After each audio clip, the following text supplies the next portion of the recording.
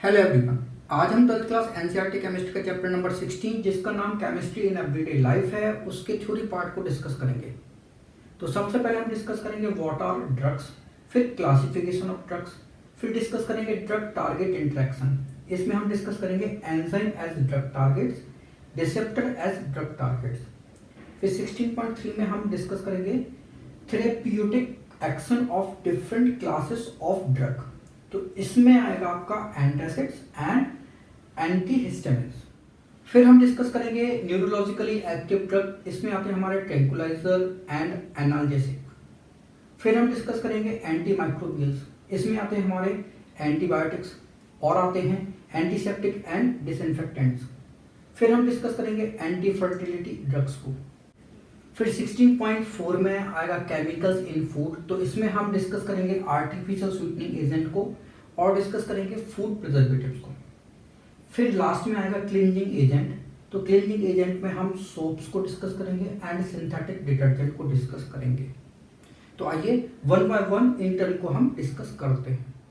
तो चलिए स्टार्ट करते हैं ड्रग से। हमारे ड्रग जो है वो क्या कहलाते हैं? तो drugs are the chemical have low molecular mass. तो ड्रग वो केमिकल हैं जिनके मॉलिक्यूलर मास कैसे होते हैं? लो होते हैं। ड्रग जो है वो मैक्रोमोलिक्यूल्स में आपका प्रोटीन्स आ जाएगा, कार्बोहाइड्रेट आ जाएगा, लिपिड्स आ जाएगा, न्यूक्लिक एसिड आ जाएगा, एंजाइम्स आ जाएंगे। तो ड्रग जो है वो मैक्रोमोलिक्यूल्स पे क्या होते हैं? इंटरेक्ट होते हैं। इस इंटरेक्शन से बायोलॉजिकल रिस्पॉन्स प्रोड्यूस होता है और अगर ये बायोलॉजिकल रिस्पॉन्स जो है वो डिजीज को डायग्नोस करने में या प्रिवेंशन में या फिर डिजीज के ट्रीटमेंट में यूज किया जाता है तो ऐसा ड्रग जो है वो हमारा मेडिसिन कहलाने लगता है। तो all medicine are drug but all drugs are not medicine.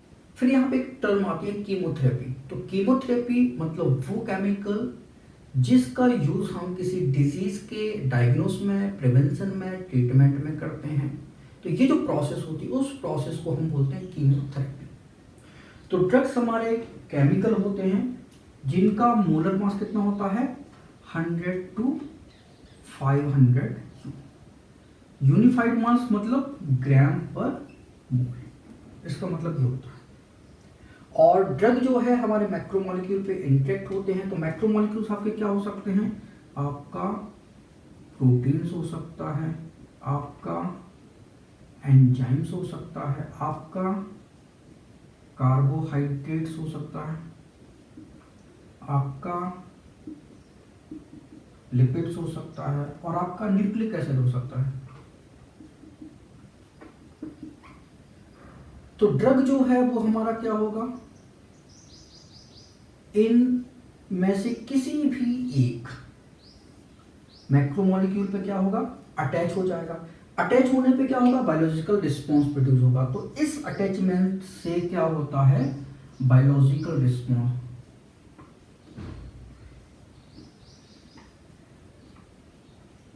अगर ये बायोलॉजिकल रिस्पॉन्स जो है किसी डिजीज के डायग्नोसिस में, उसके प्रिवेंशन में, उसके ट्रीटमेंट में यूज किया जाता है तो वो ड्रग हमारा क्या कहलाने लगता है? मेडिसिन कहलाने लगता है। फिर हम यहाँ पे एक इम्पॉर्टेंट क्वेश्चन को डिस्कस कर लेते हैं। Sleeping pills are recommended by doctors to the patient suffering from sleeplessness but it is not advisable to take its dose without consultation with the doctors. Why? तो जो हमारी स्लीपिंग पिल्स होती हैं उस स्लीपिंग पिल्स में tranquilliser drug होता है जिसको कि हम एंटी डिप्रेसेंट ड्रग बोलते हैं। तो ये ड्रग जो है वो हमारे नर्वस सिस्टम को अफेक्ट करते हैं, नर्वस सिस्टम को एक्टिव करते हैं। ये ड्रग जो है वो हमको रिलीफ देते हैं। किससे देते हैं? एंजाइटी से देते हैं, स्ट्रेस से देते हैं, इरिटेबिलिटी से देते हैं और एक्साइटमेंट से देते हैं। तो ये ड्रग जब आप लें तो आप अपने डॉक्टर से एडवाइस जरूर लें क्योंकि ओवरडोज जो है ड्रग का वो आपकी बॉडी एंड ब्रेन को हार्म पहुंचा सकता है। ओवरडोज में ये जो ड्रग होते हैं ये हमारे पॉइजन की तरह काम करते हैं। इस कारण जब भी आप स्लीपिंग पिल्स लें तो आप अपने डॉक्टर की एडवाइस जरूर लें। विदाउट एडवाइस जो है आप ये ड्रग जो है वो भूल कर भी ना लें। ये जो पिल्स है स्लीपिंग पिल्स आप भूल कर भी ना लें। तो बस आप इसको नोट कर लीजिए। Sleeping pills contain drug that may be tranquilliser और anti depressant they affect the nervous system, relieve anxiety, stress, irritability और excitement, but they should strictly be used under the supervision of a doctor. If not, the uncontrolled and overdose can cause harm to the body and mind, because in higher dose these drugs act as poison. इसके बाद हम classification of drugs को discuss करेंगे। तो drug को हम classify करते हैं। पहला है on the basis of pharmacological effect, second है on the basis of drug action, third है on the basis of chemical structure, fourth है on the basis of molecular targets. तो इन 4 बेसिस पे हम ड्रग को जो है वो क्लासिफाई करते हैं। तो हम सबसे पहला जो है on the basis of pharmacological effect, इस बेसिस पे हम ड्रग को कैसे क्लासिफाई करते हैं। तो ये जो क्लासिफिकेशन है ये हमारे डॉक्टर्स के लिए बहुत यूजफुल है। तो इस टाइप का क्लासिफिकेशन हमारे डॉक्टर्स के लिए बहुत यूजफुल होता है। डॉक्टर्स को ये मालूम होता है कि कौन सा ड्रग जो है वो पेन किलर में यूज किया जाएगा और कौन सा ड्रग जो है वो माइक्रो ऑर्गेनिज्म को किल करने में यूज किया जाएगा। तो जो हमारे एनाल्जेसिक ड्रग होते हैं वो तो पेन किलर में यूज किए जाते हैं, और जो हमारे एंटीसेप्टिक ड्रग होते हैं वो माइक्रो ऑर्गेनिज्म को किल करने में यूज किए जाते हैं। फिर हमारा सेकंड है on the basis of drug action. तो ड्रग एक्शन के बेसिस पे हम ड्रग को कैसे क्लासिफाई करते हैं। तो देखो जरा, जो हमारा ड्रग है तो ड्रग कैसे वर्क करता है। तो बॉडी में जो हिस्टामिन होते हैं वो बॉडी की डिफरेंट रिसेप्टर पे क्या होते हैं, अटैच हो जाते हैं। तो हिस्टामिन हमारा एक केमिकल मैसेंजर होता है, ये बॉडी के डिफरेंट रिसेप्टर पे अटैच होंगे और केमिकल मैसेज को आगे फॉरवर्ड करते हैं, आगे ट्रांसमिट करते हैं। अगर मान लीजिए ये हिस्टामिन जो है हमारे स्टोमक के रिसेप्टर पे अटैच हो गया तो स्टोमक से HCl का सीक्रेशन करवा देगा। अगर मान लीजिए ये हिस्टामिन जो है वो हमारे नेजल पासेस के रिसेप्टर पे जो है वो अटैच हो गया तो फिर वहां पे म्यूकस का सीक्रेशन होने लगेगा। तो ये जो केमिकल मैसेंजर है वो क्या करता है, रिसेप्टर पे अटैच होकर केमिकल मैसेज जो है वो देता है। तो ये हिस्टामिन जो है वो बॉडी के डिफरेंट रिसेप्टर पे जाके जो है वो अटैच होता है और केमिकल मैसेज को जो है वो ट्रांसमिट करता है। अब मान लीजिए हमने ड्रग जो है वो ले लिया, हमने ड्रग जो है वो सिमेटिडिन या रेनिटिडिन ले लिया। तो अब सिमेटिडिन और रेनिटिडिन जो है वो क्या होता है, स्टोमक के रिसेप्टर पे जाके अटैच होता है। अब जो हमारे सिमेटिडिन और रेनिटिडिन है स्टोमक के रिसेप्टर पे जाके अटैच हो गए तो वहां पे हिस्टामिन जो है वो अटैच नहीं हो पाएगा। क्यों? क्योंकि ड्रग पहले से जाके अटैच हो गया वहां पे, जिससे केमिकल मैसेज जो है वो सप्लाई नहीं हो पाएगा। मतलब हमारा स्टोमक जो है वो HCl का सीक्रेशन जो है वो रोक देगा। अब HCl का सीक्रेशन जो है वो स्टोमक नहीं कर पाएगा। क्यों? क्योंकि स्टोमक को मैसेज ही नहीं मिल पा रहा है HCl के सीक्रेशन का। अब मान लीजिए हमने एंटी एलर्जिक ड्रग लिया तो वो नेजल पासेस के जो हमारे रिसेप्टर्स हैं वहां पे जाके जो है वो अटैच हो जाएगा। तो हमको एलर्जी में क्या है, रिलीफ मिलेगा। हमको म्यूकस सीक्रेशन में क्या होगा, रिलीफ मिलेगा। तो ये हमारे ड्रग के एक्शन के बेसिस पे क्लासिफिकेशन हो गया। फिर है third on the basis of chemical structure. तो केमिकल स्ट्रक्चर के बेसिस पे हम ड्रग को कैसे क्लासिफाई करते हैं। तो देखो जरा, एक हमने स्ट्रक्चर बनाया, ये हमारी बेंजीन की रिंग है और यहाँ पे NH2 ग्रुप लगा दिया और इसकी पैरा पोजीशन पे हमने सल्फर, इससे 2 ऑक्सीजन ऐसे कनेक्ट कर दिए, NH और एक एल्काइल ग्रुप लगा दिया। तो ये हमारा स्ट्रक्चर जो है वो सल्फोनेमाइड का होता है। तो जिस भी ड्रग का ऐसा स्ट्रक्चर होगा, इससे मिलता जुलता स्ट्रक्चर होगा, वो ड्रग हमारा सल्फोनेमाइड कैटेगरी का होगा। तो ड्रग के स्ट्रक्चर के बेसिस पे हम ड्रग को क्लासिफाई कर सकते हैं। On the basis of molecular target, तो मॉलिक्यूलर टारगेट के बेसिस पे हम ड्रग को क्लासिफाई करते हैं। तो हमारे मॉलिक्यूलर टारगेट जो है वो कौन कौन से हो सकते हैं, वो मैक्रोमोलिक्यूल्स होते हैं और वो मैक्रोमोलिक्यूल्स हमारे प्रोटीन्स हो सकते हैं, वो हमारे कार्बोहाइड्रेट्स हो सकते हैं, वो हमारे एंजाइम्स हो सकते हैं, वो हमारे लिपिड्स हो सकते हैं, वो हमारे न्यूक्लिक एसिड हो सकते हैं। तो मैक्रोमोलिक्यूल के टारगेट बेसिस पे हम क्या करते हैं, ड्रग को क्लासिफाई कर सकते हैं। तो ये 4 बेसिस हैं जिस पे हम ड्रग को क्या करते हैं, क्लासिफाई करते हैं। इसके बाद ड्रग टारगेट इंटरेक्शन की बात करेंगे। तो पहला है हमारा एंजाइम एज ड्रग टारगेट और सेकंड है रिसेप्टर एज ड्रग टारगेट। तो सबसे पहले हम डिस्कस करेंगे एंजाइम एज ड्रग टारगेट। तो हमारा पहला है एंजाइम्स एज ड्रग टारगेट्स।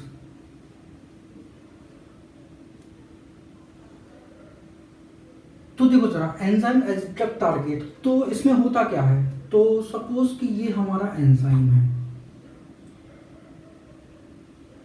और ये एंजाइम की एक्टिव साइट है, तो ये हमारा हो गया एंजाइम और ये एंजाइम की क्या हो गई, एक्टिव साइट हो गई। और ये हो गया हमारा सबस्ट्रेट।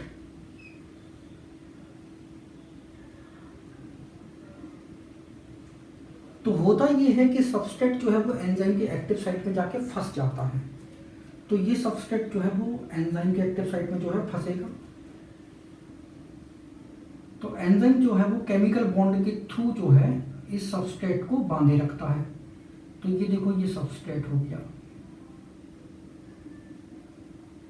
ठीक है। तो ये हमारा एंजाइम सबस्ट्रेट, ठीक है, एंजाइम सबस्ट्रेट बॉन्ड हो गया। अब एंजाइम सबस्ट्रेट के बीच कौन कौन से बॉन्ड बन सकते हैं। तो यहाँ पे आपका आयनिक बॉन्ड हो सकता है, आपका कोवेलेंट बॉन्ड हो सकता है। तो कोवेलेंट बॉन्ड में कौन सा, डाइपोल डाइपोल इंटरेक्शन, ठीक है। तो डाइपोल डाइपोल इंटरेक्शन हो सकता है कोवेलेंट बॉन्ड में। फिर आपका हाइड्रोजन बॉन्ड हो सकता है, और क्या हो सकता है, वॉन डेर वाल्स फोर्स हो सकता है।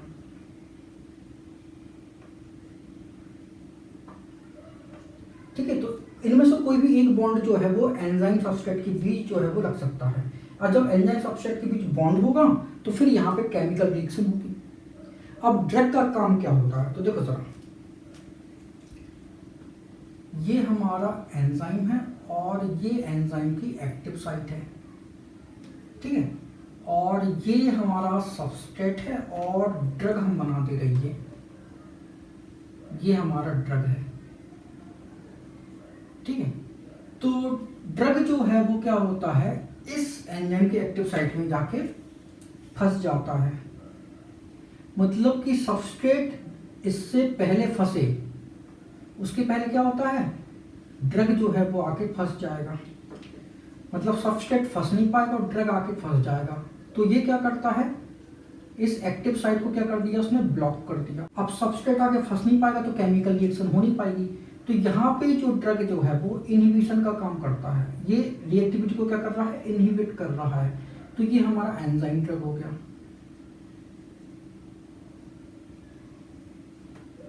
ठीक है।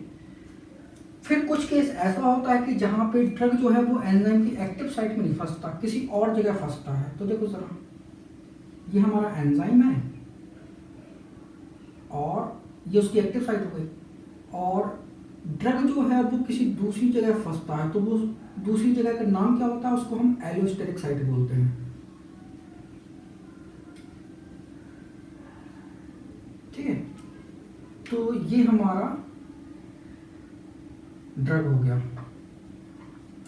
तो ड्रग जो है वो एलोस्टेरिक साइट पे जो है फंस जाता है। तो फंसेगा तो होगा क्या, तो देखो सर, ये हमारी एंजाइम की एक्टिव साइट थी और इस एलोस्टेरिक साइट में हमारा ड्रग जो है जाके फंस गया, ठीक है। अब बॉन्ड बन गया। तो होता क्या है कि ये जो एक्टिव साइट है इसका शेप चेंज हो जाता है। तो अब एक्टिव साइट का शेप जो है हम चेंज कर देते हैं। तो हो सकता है उसका शेप ऐसा हो गया।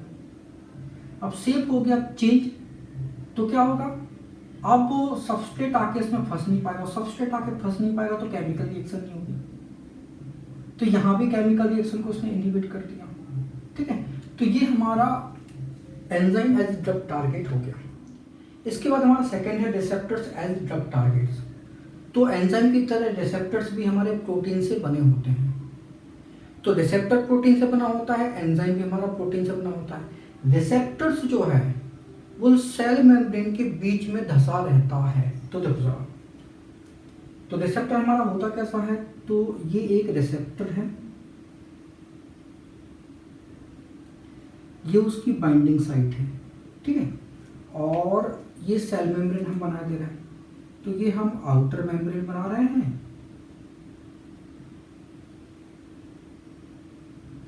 तो ये आउटर मेम्ब्रेन है और ये इनर मेम्ब्रेन हम बना दे रहे हैं।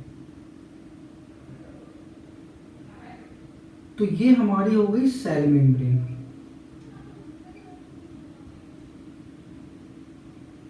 ठीक है। अब इस रिसेप्टर की बाइंडिंग साइट पे क्या है, कोई केमिकल मैसेंजर आके अटैच होगा, तो ये जो है वो केमिकल मैसेंजर है।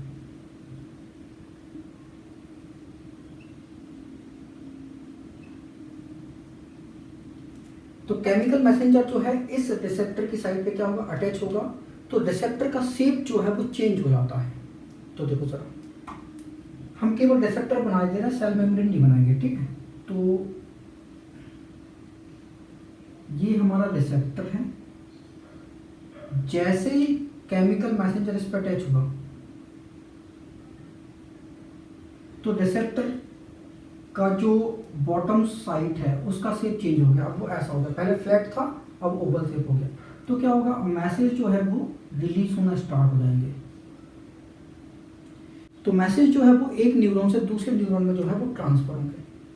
जब हमारा केमिकल मैसेंजर बाहर निकलता है, मतलब यहाँ पे रिसेप्टर से अलग हो जाता है, तो इसका शेप जो है वो पहले जैसा हो जाएगा। अब शेप जो है वो पहले जैसा हो गया, ठीक है। अब यहाँ पे ड्रग का क्या रोल है, तो देखो जरा, ड्रग का शेप भी केमिकल मैसेंजर के जैसा होता है। तो ये हमारा ड्रग है, ठीक है, और ये हमारा रिसेप्टर है। अब रिसेप्टर पे ये ड्रग जो है जाके ऐड हो जाएगा,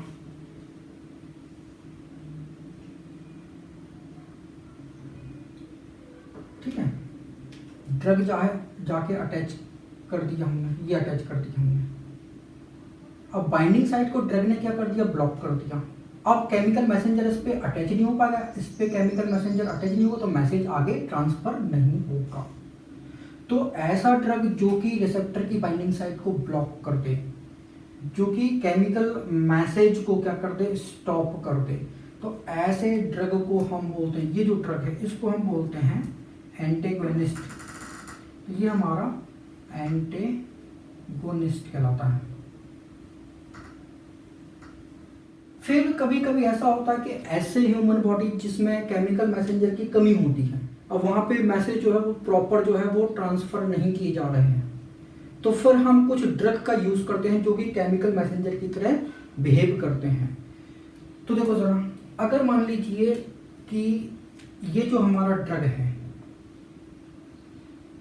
ये केमिकल मैसेंजर की तरह बिहेव कर रहा है, तो जैसे ये ड्रग जो है इस रिसेप्टर की बाइंडिंग साइट पे आएगा, अटैच होगा, अटैच हो गया, तो क्या होगा, केमिकल मैसेज को रिलीज करेगा। तो ऐसे ड्रग जो कि रिसेप्टर साइट पे अटैच होकर केमिकल मैसेज को रिलीज करते हैं, तो ऐसे ड्रग को हम क्या बोलते हैं, एगोनिस्ट बोलते हैं। तो ऐसा ड्रग हमारा एगोनिस्ट कहलाता है। अब एंजाइम में जो ड्रग अटैच हुआ था तो उसने एंजाइम की एक्टिविटी को क्या कर दिया था, इनहिबिट कर दिया था, तो वहां पे हमने ड्रग को क्या बोला था, एंजाइम इनहिबिटर। तो ऐसा ड्रग जो एंजाइम की केमिकल की एक्टिविटी को इनहिबिट कर दे उसको हम एंजाइम इनहिबिटर बोलते हैं, ठीक है। तो एगोनिस्ट क्या होता है, ऐसा ड्रग जो कि रिसेप्टर पे अटैच होकर केमिकल मैसेज जो है वो रिलीज करता है, तो ऐसे ड्रग को हम एगोनिस्ट बोलते हैं। और अगर ड्रग जो है रिसेप्टर साइट पे अटैच होकर केमिकल मैसेज को क्या कर देता है, स्टॉप कर देता है, तो ऐसे ड्रग को हम एंटेगोनिस्ट बोलते हैं। तो ये हमारा रिसेप्टर्स एज ड्रग टारगेट्स हो गया। इसके बाद आएगा हमारा therapeutic action of different cause of drug. तो थेरेप्यूटिक का मतलब होता है कि drug which are used for cure disease, तो उसको हम बोलते हैं थेरेप्यूटिक। तो सबसे पहला है हमारा एंटासिड। तो एंटासिड जो है वो करता क्या है, तो स्टोमक में जो हमारा एक्सेस ऑफ एसिड होता है, जो एक्सेस ऑफ एसिड जिसके कारण एसिडिटी हो जाती है, तो एंटासिड जो है वो एक्सेस ऑफ एसिड को क्या कर देता है, न्यूट्रलाइज कर देता है। तो एंटासिड में हम यूज क्या करते हैं, तो हम यूज करते हैं सोडियम बाइकार्बोनेट NaHCO3, हम यूज करते हैं मैग्नीशियम हाइड्रोक्साइड का, और हम यूज करते हैं एल्यूमिनियम हाइड्रोक्साइड का। तो ये बेस जो है वो हम यूज करते हैं एज अ एंटासिड। अब अगर बात की जाए कि इनमें से कौन सा बेस जो है वो बेस्ट होगा, तो ये बेस जो है वो बेस्ट होते हैं एंटासिड में। ये उतना बेस्ट क्यों नहीं है, रीजन ये है कि इसने एक्सेस ऑफ एसिड को क्या कर दिया, न्यूट्रलाइज कर दिया। लेकिन ये कैसा है, ये वाटर में सॉल्युबल होता है, तो स्टोमक में एल्कलाइनिटी बढ़ जाएगी। अगर इसको हमने एक्सेस में ले लिया तो स्टोमक हमारा कैसा हो जाएगा, एल्कलाइन हो जाएगा। तो एल्कलाइन हो जाएगा तो स्टोमक फिर क्या करेगा, एसिड को और ज़्यादा रिलीज करेगा। तो सोडियम बाइकार्बोनेट जो है वो यूज़ करना अच्छा नहीं है। तो हम क्या यूज़ कर सकते हैं, magnesium hydroxide and aluminium hydroxide. अब ये जो हमारे एंटासिड हैं ये एसिडिटी के सिम्टम्स को कंट्रोल करते हैं, उसकी कॉज को कंट्रोल नहीं करते।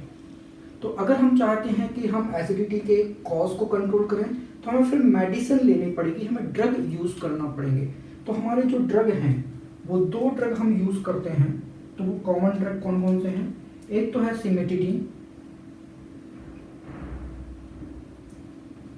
सिमेटिडीन और दूसरा है रेनिटिडीन। तो सिमेटिडीन एंड रेनिटिडीन ये ड्रग जो है वो एसिडिटी के कॉज को कंट्रोल करता है।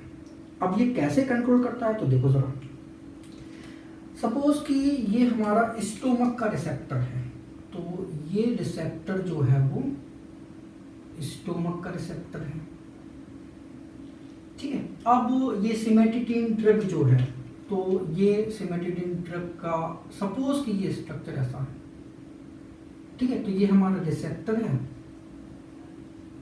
और ये हमारा ड्रग है। तो ड्रग क्या होगा, इसके अंदर फिट हो जाएगा, मतलब हिस्टामिन फिट नहीं हो पाएगा, ड्रग जो है वो फिट हो जाएगा। तो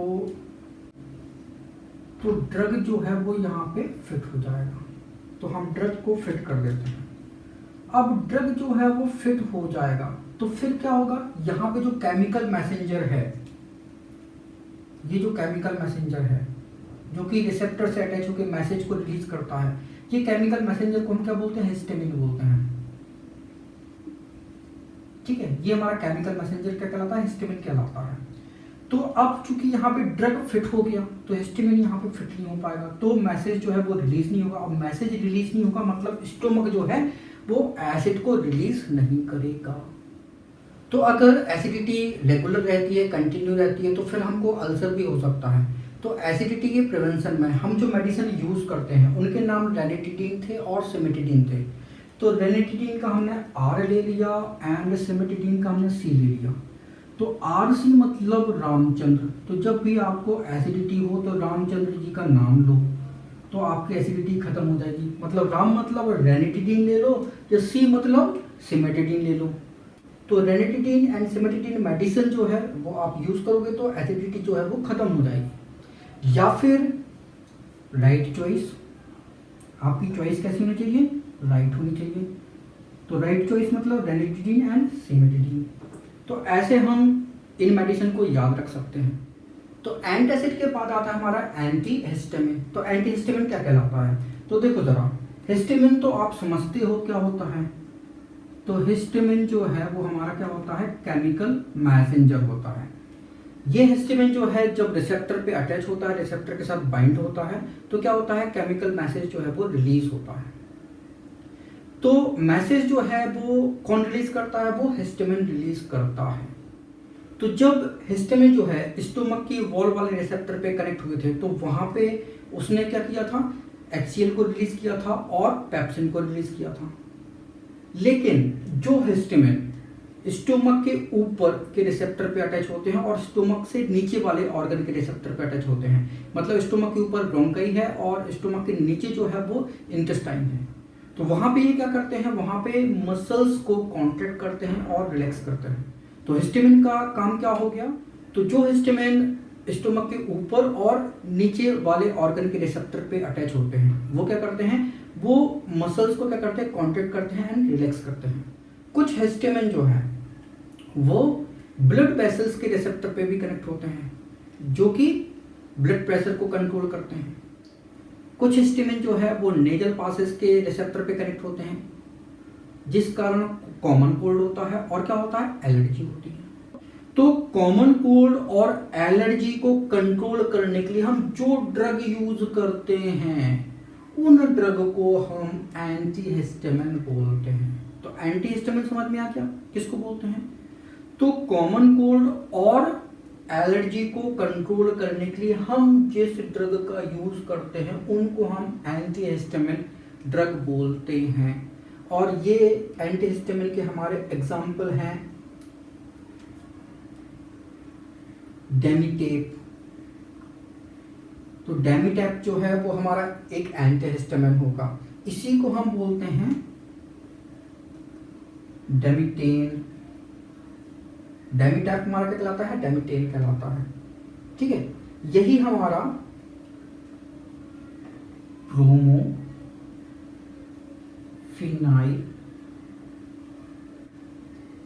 अमाइन कहलाता है। तो ब्रोमोफिनाइल अमाइन जो है वो हमारा डेमिटेप कहलाता है, इसी को हम डेमिटेन बोलते हैं। फिर एक होता है हमारा सेल्डेन। सेल्डेन हमारा क्या कहलाता है, ये हमारा होता है टर्फिनेडाइन। तो टर्फिनेडाइन जो है वो हमारा सेल्डेन कहलाता है। तो ये ड्रग जो है ये हमारे किस लिए यूज होते हैं, ये कॉमन कोल्ड को कंट्रोल करते हैं और एलर्जी को कंट्रोल करते हैं। तो जो ड्रग कॉमन कोल्ड और एलर्जी को कंट्रोल करते हैं उनको हम बोलते हैं एंटीहिस्टामिन। तो हमारे जो थेरेप्यूटिक ड्रग है तो उसमें थर्ड टाइप है न्यूरोलॉजिकली एक्टिव ड्रग। तो ये हमारे न्यूरोलॉजिकली एक्टिव ड्रग जो है वो क्या कहलाते हैं, तो ऐसे ड्रग जो कि बॉडी में न्यूरोट्रांसमिशन को प्रॉपर रखते हैं, तो ऐसे ड्रग को हम न्यूरोलॉजिकली एक्टिव ड्रग बोलते हैं। तो इनमें आते हैं हमारे ट्रैंकुलाइजर्स एंड एनाल्जेसिक्स। तो हमारे ट्रैंकुलाइजर जो है वो क्या कहलाते हैं, तो ट्रैंकुलाइजर हमारे एंटी डिप्रेसेंट ड्रग कहलाते हैं, जो कि हमको डिप्रेशन से क्योर करते हैं, हमको डिप्रेशन से निजात दिलाते हैं, हमको डिप्रेशन से उबारते हैं। तो ऐसे ड्रग जो कि हमको डिप्रेशन से क्योर करते हैं उनको हम एंटी डिप्रेसेंट ड्रग बोलते हैं, और एंटी डिप्रेसेंट ड्रग ही हमारे क्या कहलाते हैं, ट्रैंकुलाइजर कहलाते हैं। अब क्वेश्चन ये आता है कि डिप्रेशन आखिर होता क्यों है। तो देखो जरा, हमारी बॉडी में एक हार्मोन सीक्रेट होता है जिसको कि हम नॉरएड्रेनालिन बोलते हैं। तो नॉरएड्रेनालिन जो हार्मोन है, तो ये ड्रग जो है वो बॉडी में न्यूरोट्रांसमिशन के लिए रिस्पॉन्सिबल होता है। जब इस ड्रग का सीक्रेशन लो हो जाता है तो पर्सन जो है वो डिप्रेशन फील करता है, स्ट्रेस को फील करता है। तो इसका सीक्रेशन प्रॉपर करने के लिए हम जो ड्रग यूज करते हैं उन ड्रग को हम ट्रैंकुलाइजर बोलते हैं, उन्हीं को हम एंटी डिप्रेसेंट ड्रग बोलते हैं। तो हमारे कॉमन एंटी डिप्रेसेंट ड्रग जो है उनके एग्जाम्पल है आई एंड पी। इंडियन पुलिस, आई का मतलब है इप्रोनियाजाइड और पी का मतलब है फिनेल्जीन।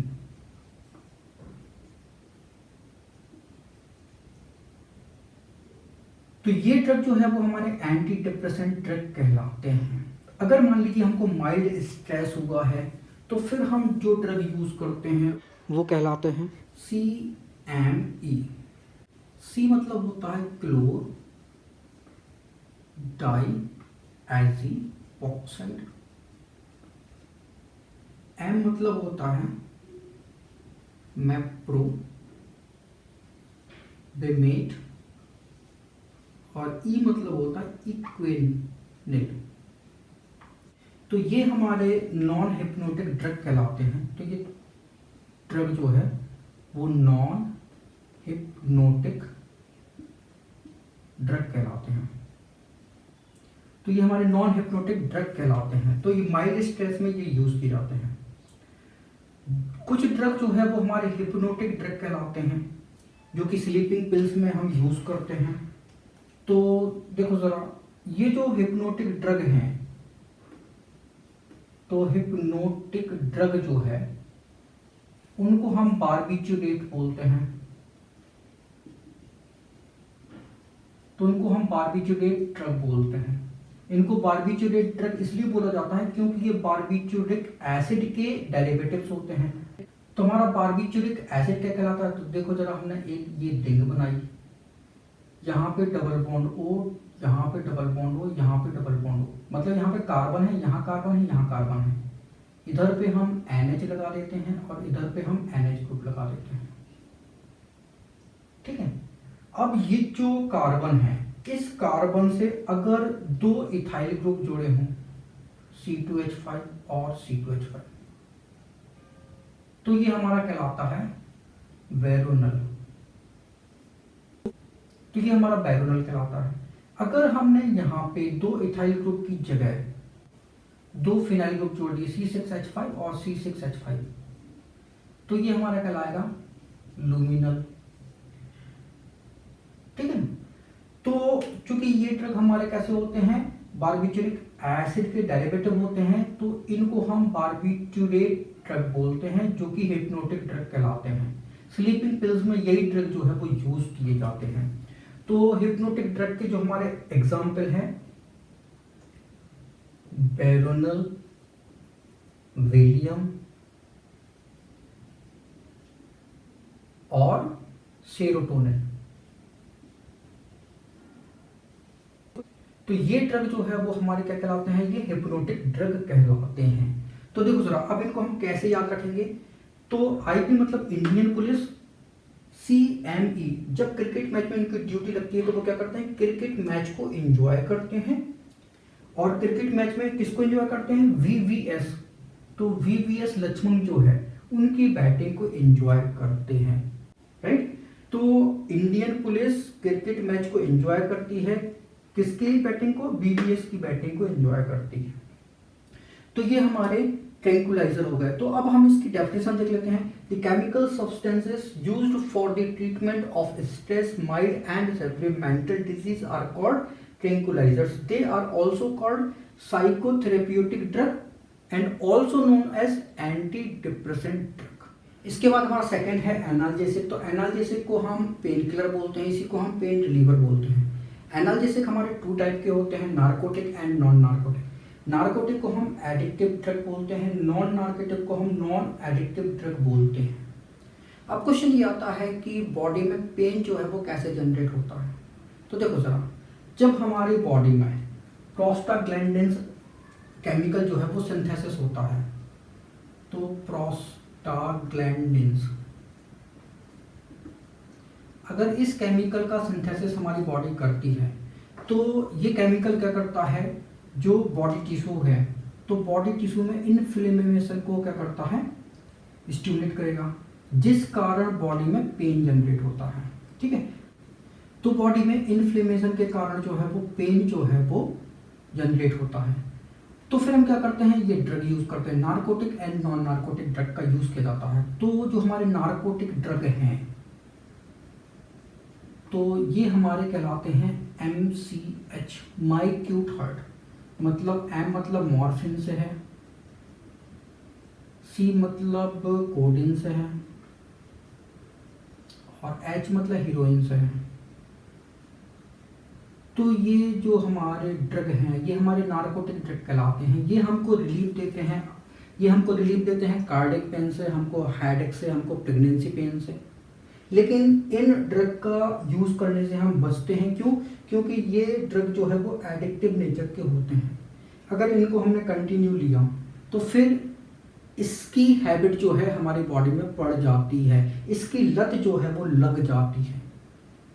इसलिए हम इन ड्रग का ज़्यादा यूज करने से क्या होते हैं, बचते हैं। तो फिर हम नॉन नार्कोटिक ड्रग का यूज करते हैं पेन किलर में। तो जो हमारा पेन किलर है वो है एस्प्रिन।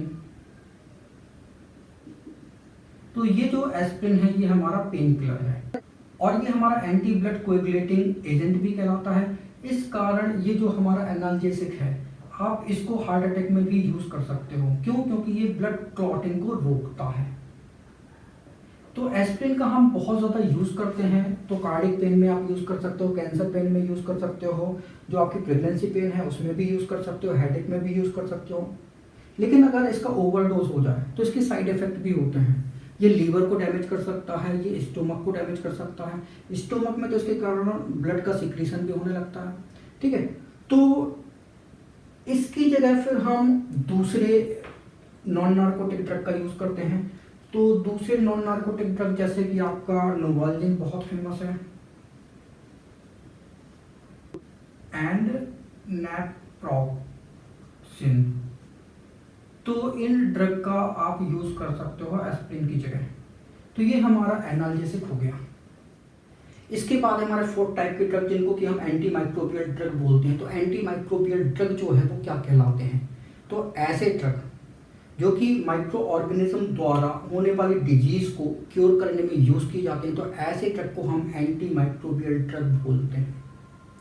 तो जो हमारे एंटी माइक्रोबियल्स की डेफिनेशन है उसको हम नोट कर लेते हैं कि chemical substance used to cure disease caused by microbes or microorganisms such as bacteria, virus, fungi, etc. are called antimicrobials. तो एंटीमाइक्रोबियल डिजीज को हम कैसे कंट्रोल कर सकते हैं? तो इसको हम 3 तरीके से कंट्रोल कर सकते हैं। पहला, जो माइक्रो ऑर्गेनिज्म बॉडी में आ गया उसको किल करके। सेकेंड, माइक्रो ऑर्गेनिज्म की ग्रोथ को रोक करके। और थर्ड है बॉडी का इम्यून सिस्टम बढ़ाने में, बॉडी की इम्यूनिटी बढ़ाने में। तो ये 3 तरीके से हम माइक्रोबियल डिजीज को कंट्रोल कर सकते हैं। तो जो हमारे माइक्रो ऑर्गेनिज्म को किल करते हैं तो इसके लिए हमें बैक्टीरियोइडल ड्रग जो है वो यूज़ करना होता है। अगर माइक्रो ऑर्गेनिज्म की ग्रोथ को इनहिबिट करना है, रोकना है, तो बैक्टीरियोस्टैटिक ड्रग जो है वो हम यूज़ करते हैं, ठीक है। और बॉडी की इम्यूनिटी बढ़ाने के लिए बहुत सारे ड्रग जो है वो मार्केट में अवेलेबल होते हैं जो कि बॉडी की इम्यून पावर को बढ़ाते हैं। तो ये हमारे एंटी माइक्रोबियल्स हो गए। तो जो हमारे एंटी माइक्रोबियल्स जो है वो 2 टाइप के होते हैं। पहला है एंटीबायोटिक्स एंड सेकंड है सल्फा ड्रग। तो जो हमारे एंटीबायोटिक हैं वो क्या कहलाते हैं? तो एंटीबायोटिक ऐसे केमिकल सब्सटेंस जो कि माइक्रो ऑर्गेनिज्म द्वारा प्रोड्यूस किए जाते हैं, तो ऐसे सब्सटेंस को हम एंटीबायोटिक कहते हैं। और ये केमिकल सब्सटेंस जो है वो माइक्रो ऑर्गेनिज्म को किल करते हैं या माइक्रो ऑर्गेनिज्म की ग्रोथ को इनहिबिट करते हैं। तो इसकी डेफिनेशन नोट कर लो। Antibiotic are those chemical substance which are produced by certain micro organism such as bacteria, fungi and moulds and are capable of inhibiting the growth or even destroying the microorganism responsible for causing infection in human being। तो जो हमारा first antibiotic था वो penicillin था, जो कि Alexander Fleming ने 1929 में डिस्कवर किया था। तो जो हमारे एंटीबायोटिक होते हैं वो 2 टाइप के होते हैं। पहला है बैक्टीरियोसाइडल और दूसरा है बैक्टीरियोस्टैटिक। तो बैक्टीरियोसाइडल मतलब कि जो बैक्टीरिया को किल कर दे, बैक्टीरियोस्टैटिक मतलब जो बैक्टीरिया की ग्रोथ को इनहिबिट कर दे। तो जो हमारे बैक्टीरियोसाइडल एंटीबायोटिक हैं उनमें पेनिसिलिन होता है, ऑफ्लॉक्सिन होता है, अमीनोग्लाइकोसाइड्स होता है। जो हमारे बैक्टीरियोस्टैटिक हैं उनमें एरिथ्रोमाइसिन, टेट्रासाइक्लिन एंड क्लोराम्फेनिकोल होता है। तो ये हमारे एंटीबायोटिक्स हो गए। इसके बाद हमारे सल्फा ड्रग आएंगे। तो सल्फा ड्रग जो है ये सल्फेनिल अमाइड के डेरिवेटिव्स होते हैं। तो ये हमारा सल्फेनिल अमाइड कहलाता है। बेंजीन रिंग है, यहाँ पे NH2 कनेक्ट है और पैरा पोजीशन पे SO2 NH2 कनेक्ट है। ये हमारा सल्फेनिल अमाइड कहलाता है। अब देखो जरा, ये सल्फेनिल अमाइड यहाँ से NH से एक हाइड्रोजन हटाया और ये वाला पार्ट जो है हमारा ये डाइअजाइन कहलाता है। तो ये हमारा सल्फा डाइअजाइन हो जाता है। यहाँ से हाइड्रोजन हटेगा, यहाँ से एक हाइड्रोजन हटेगा, बॉन्ड बन जाएगा, ठीक है। सल्फा पायरिडीन, तो सल्फा यहाँ से यहाँ तक ये वाला पार्ट सल्फा और ये पायरिडीन पार्ट कहलाता है। फिर सल्फा थाइजोल, तो ये हमारा थाइजोल वाला पार्ट है और ये सल्फा पार्ट है, तो सल्फा थाइजोल। फिर सल्फा ग्वानिडीन, तो ये हमारा ग्वानिडीन वाला पार्ट है, तो ये सल्फा ग्वानिडीन कहलाता है। तो ये हमारे सल्फा ड्रग होगा जो कि सल्फेनिमाइड के डेरिवेटिव्स होते हैं। इसके बाद हमारा एंटी फर्टिलिटी ड्रग आएगा। तो हमारा एंटी फर्टिलिटी ड्रग जो है वो क्या कहलाता है? तो ऐसा ड्रग जिसकी हेल्प से हम बर्थ रेट को कंट्रोल कर सकते हैं, जिसकी हेल्प से हम वुमेन्स की प्रेगनेंसी को टेस्ट कर सकते हैं, जिसकी हेल्प से हम वुमेन्स की मेंस्ट्रुएशन साइकिल, ओव्यूलेशन को कंट्रोल कर सकते हैं। तो ऐसे ड्रग को हम एंटी फर्टिलिटी ड्रग बोलते हैं। इन ड्रग में हमारा synthetic oestrogen and progesterone hormone होता है।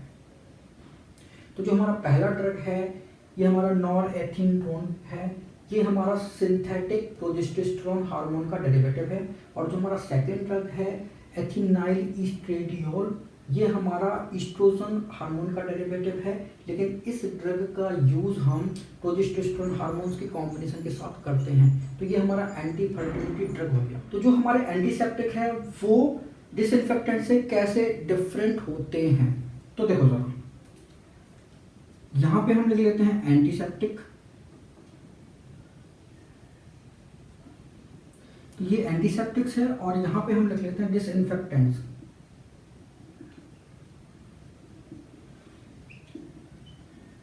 तो एंटीसेप्टिक और डिसइंफेक्टेंट में डिफरेंस क्या है, तो देखो जरा ये दोनों ही माइक्रो ऑर्गेनिज्म को किल करते हैं।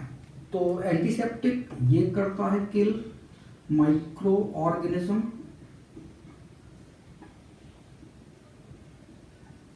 और ये डिसइंफेक्टेंट भी माइक्रो ऑर्गेनिज्म को किल करता है।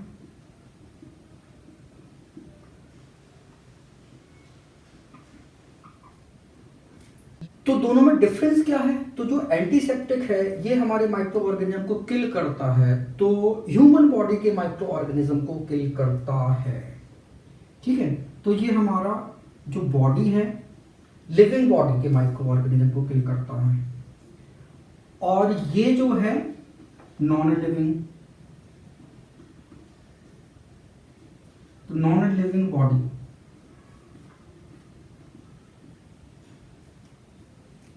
तो अगर आपको लिविंग बॉडी के माइक्रो ऑर्गेनिज्म किल करने हैं तो एंटीसेप्टिक का यूज करना है, और अगर आपको नॉन लिविंग बॉडी के माइक्रो ऑर्गेनिज्म को किल करना है तो डिसइंफेक्टेंट का यूज करना है।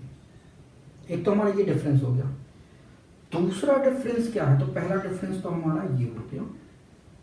सेकेंड डिफरेंस क्या है, एंटीसेप्टिक का यूज जो है वो लिविंग बॉडी के माइक्रो ऑर्गेनिज्म को किल करने में करते हैं। इसका मतलब है कि एंटीसेप्टिक का यूज जो है वो सेफ है, तो it is safe for us. ठीक है, और डिसइंफेक्टेंट जो है, चूंकि इसका यूज जो है वो हम लिविंग बॉडी के माइक्रो ऑर्गेनिज्म को किल करने में नहीं करते, इसका मतलब है कि ये हमारी बॉडी के लिए सेफ नहीं है, तो ये हमारा अनसेफ फॉर अस। ठीक है, तो ये अनसेफ होता है। फिर थर्ड देख लो, इसके एग्जांपल देख लो, तो ये हमारा डिटॉल है, फिर सेवलॉन, फिर सोफ्रामाइसिन,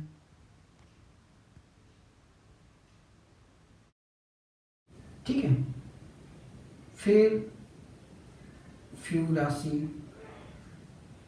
तो ये हमारे एंटीसेप्टिक के एग्जाम्पल हैं। अगर हमें डिसइंफेक्टेंट के एग्जाम्पल देखना है तो फिनॉल, क्लोरीन। ठीक है, अब चूंकि लिविंग सरफेस पे हमको यहाँ पे एंटीसेप्टिक यूज करते हैं, तो ये हम यूज करते हैं कट्स में। ठीक है, और अगर अल्सर हो गया है तो वहाँ पे हम एंटीसेप्टिक यूज करते हैं, वॉर्म्स में यूज करते हैं। ठीक है, तो यहाँ पे हम एंटीसेप्टिक यूज करते हैं, और इसका यूज जो है वो कहाँ होता है, तो ये फोर्थ नंबर है। ठीक है, इसका यूज जो है वो टॉयलेट क्लीनर में करते हैं। ठीक है, जो हमारा ड्रेनेज क्लीनर है तो ड्रेन क्लीनर में हम इसका यूज करते हैं, और जो हमारी फ्लोर की क्लीनिंग भी इसी से करते हैं, तो ये फ्लोर क्लीनर भी है।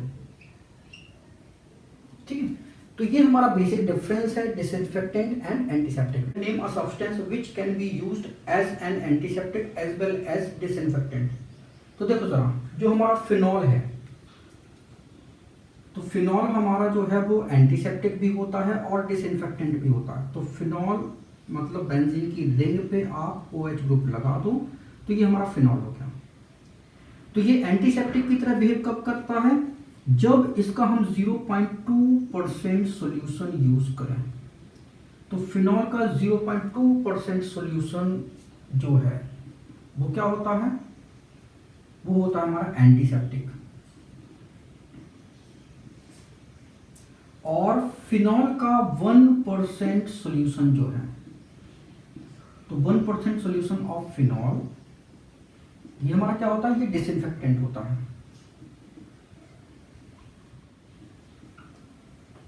ठीक है ना। तो 0.2% सोल्यूशन ऑफ फिनॉल एंटीसेप्टिक होता है और 1% सोल्यूशन ऑफ फिनॉल डिसइंफेक्टेंट होता है।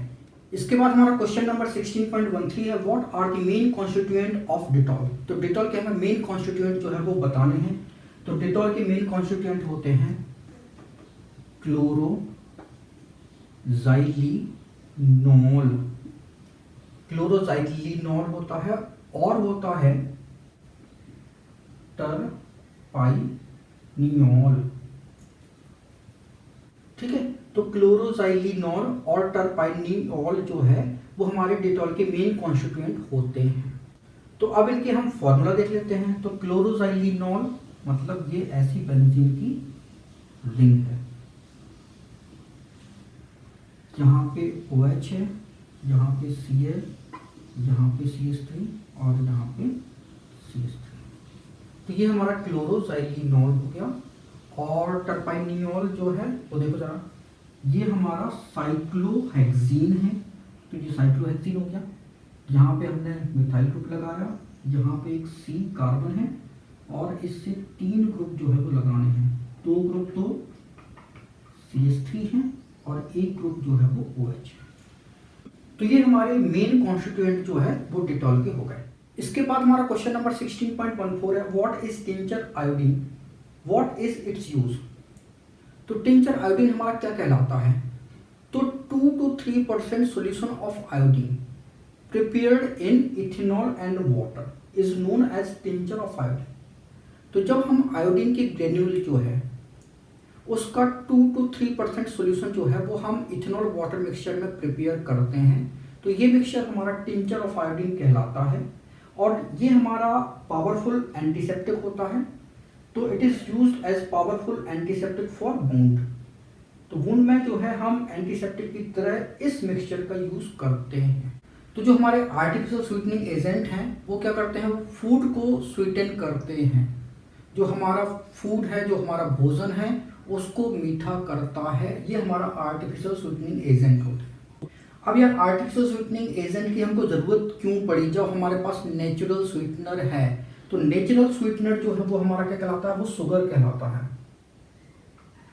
जिसको कि हम सुक्रोज बोलते हैं। तो ये हमारा नेचुरल स्वीटनर है। लेकिन आर्टिफिशियल स्वीटनिंग एजेंट की हमको जरूरत क्यों पड़ी, तो ऐसे व्यक्ति जो कि डायबिटिक हैं या फिर बहुत ज़्यादा मोटे हैं, वो नहीं चाहते कि उनकी बॉडी और ज़्यादा कैलोरी ले, क्योंकि ये जो शुगर होती है ये कैलोरी हमको देती है। और जो डायबिटिक पेशेंट हैं या जो बहुत मोटे हैं वो नहीं चाहते कि उनकी बॉडी के अंदर कैलोरी और जाए, तो फिर वो आर्टिफिशियल स्वीटनर जो है वो यूज़ करते हैं। क्यों, क्योंकि इनमें कैलोरी जो होती है वो कैसी होती है, 0 कैलोरी होती है या लो कैलोरी होती है, और ये बॉडी को हार्म भी नहीं करते। तो 2 समस्याएं जो है वो खत्म हो गई, एक तो कैलोरी जो है वो नहीं बढ़ेगी और दूसरी ये बॉडी को हार्म नहीं करते। तो हमारे आर्टिफिशियल स्वीटनिंग एजेंट के हमारे एग्जाम्पल है aspartame, saccharin, sucralose, alkane, acesulfame, advantame. तो ये हमारे कुछ आर्टिफिशियल स्वीटनर हैं। अगर हम कहें इनमें से कॉमन आर्टिफिशियल स्वीटनिंग एजेंट कौन है, तो वो हमारा होता है सुक्रोलोज। सुक्रोलोज जो है वो world famous artificial sweetener agent है। ये जो है वो 600 times more sweet than natural sugar. तो नेचुरल शुगर से ये 600 टाइम्स जो है वो ज्यादा स्वीट होता है। तो हमारा क्वेश्चन है question number 16.16, what is use of aspartame limited to cold food and drinks. तो जो हमारा एस्पार्टेम है वो हमारा आर्टिफिशियल शुगर कहलाता है। ये जो एस्पार्टेम है ये 100 टाइम मोर स्वीट होता है एज कंपेयर टू सुक्रोज। जो हमारी कैन शुगर है उससे ये 100 टाइम ज़्यादा स्वीट होता है। अब इसका यूज़ जो है वो हम लिमिटेड क्यों कर पाते हैं? इसका रीज़न ये है कि इसका यूज़ हम cold food and cold drinks में तो कर सकते हैं, लेकिन कुकिंग फूड में हम इसका यूज़ नहीं कर पाएंगे। रीज़न ये है कि हाई टेम्परेचर पे ये क्या होता है, ये डिकम्पोज हो जाता है। अब एस्पार्टिम जो है ये बनता कैसे है? तो देखो जरा, जो हमारा एस्पार्टिम है ये हमारा 2 अमीनो एसिड होते हैं। एक होता है एस्पार्टिक एसिड, एक अमीनो एसिड ये है, और दूसरा होता है फिनाइल एलेनिन।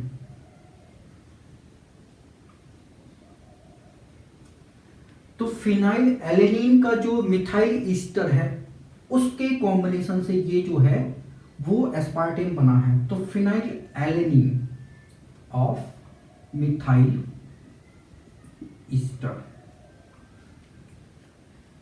अब देखो जरा, जो हमारा अमीनो एसिड है, तो हमारे अमीनो एसिड्स जो है वो क्या कहलाते हैं? तो ये कायरल कार्बन है, यहाँ पे H कर लो, यहाँ पे COOH कर लो, यहाँ पे NH2 कर लो, यहाँ पे ये R कर लो। R मतलब कोई भी आपका ग्रुप हो सकता है। अगर हाइड्रोजन हुआ तो ये ग्लाइसिन बन जाएगा, अगर यहाँ पे CH3 कर दिया तो ये एलेनिन बन जाएगा। एस्पार्टिक एसिड में R जो है वो इक्वल होता है CH2COOH के, ठीक है। और ये जो फिनाइल एलेनिन में R जो है वो इक्वल होता है CH2C6H5 के। अब देखो जरा, इस R की जगह हमने CH2COH लगा दिया तो ये क्या बन जाएगा? हमारा एस्पार्टिक एसिड बन जाएगा। तो लगा देते हैं, तो CH2C डबल बॉन्ड OOH, ठीक है। ये C, ये H, ये NH2, ये COOH, ठीक है। और फिनाइल एलेनिन मतलब कि CH2C6H5 लगाना है इसमें, तो R की जगह हम ये लगाएंगे, ठीक है। तो R को यहाँ पे हम कर देते हैं नीचे, और यहाँ पे ये C, ये NH2 हम लगा देते हैं यहाँ पे, तो ये हमने NH2 लगा दिया, ठीक है। ये H ज्यों का त्यों, ये COOH ज्यों का त्यों, और ये यहाँ पे हम R लगा देते हैं, मतलब ये CH2 और ये फिनाइल ग्रुप है तो इसको ऐसा बना दो, C6H5 को हम ऐसा भी बना सकते हैं, बना दिया। अब एस्टर है तो एस्टर कैसे बनता है? तो ईस्टर बनता है एल्कोहल और कार्बोक्सिलिक एसिड से। तो कार्बोक्सिलिक एसिड हमारा ये है, मिथाइल ईस्टर है। तो देखो जरा, ये C डबल बॉन्ड OH था, तो OH निकालो और यहाँ पे OCH3 जो है वो लगा दो, तो ये मिथाइल एस्टर हो गया, ठीक है। अब देखो जरा, तो हमारा एक तो अमीनो एसिड ये है और दूसरा अमीनो एसिड ये है, तो यहाँ से OH जाएगा, यहाँ से H जाएगा, तो पेप्टाइड बॉन्ड बनेगा। तो OH यहाँ से और H यहाँ से गया, तो वाटर निकल जाएगा और ये हमारा बॉन्ड बन गया। ये हमारा कौन सा बॉन्ड है? पेप्टाइड बॉन्ड है। और यहाँ से यहाँ तक ये जो हमारा कंपाउंड अब बन गया, ये हमारा क्या है? ये एस्पार्टेम है, ठीक है। तो ये हमारा एस्पार्टेम, ये हमारी आर्टिफिशियल शुगर का formula. Sweetening agent used in the preparation of sweets for a diabetic patient. तो डायबिटिक पेशेंट के लिए स्वीट बनाना, उसके लिए जो हम मटेरियल यूज़ करते हैं, सुक्रोज नहीं यूज़ करते। क्यों? क्योंकि उनको कैलोरी नहीं चाहिए, तो ऐसा मटेरियल यूज़ करते हैं, ऐसा स्वीटनिंग एजेंट यूज़ करते हैं जिसकी कैलोरी कैसी हो? वो 0 हो।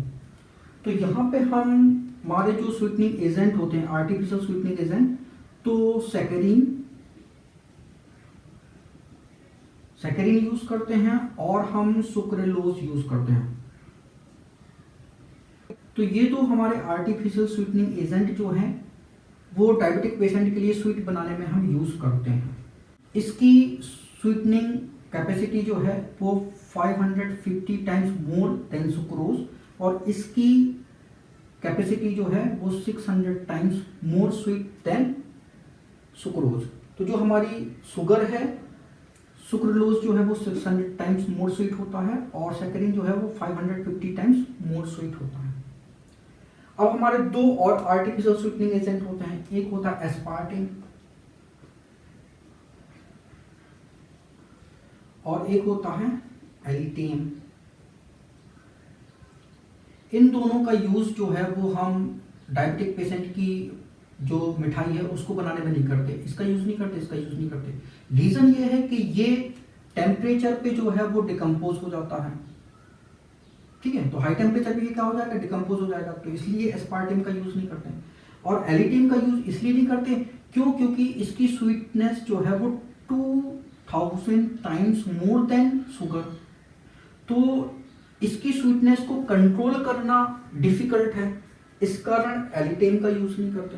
इसके बाद हमारा क्वेश्चन नंबर 16.19 है, what problem arises in using alitame as artificial sugar.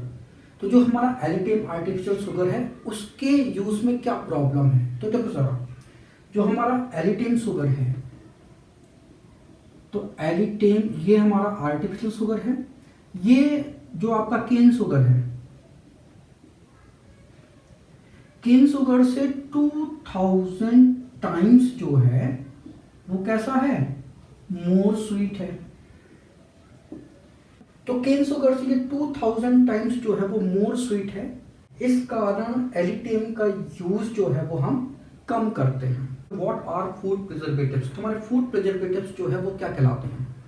तो ऐसे सब्सटेंस जो फूड को प्रिजर्व करते हैं, उनको स्पॉइलेट से बचाते हैं, तो ऐसे सब्सटेंस को हम फूड प्रिजर्वेटिव्स बोलते हैं।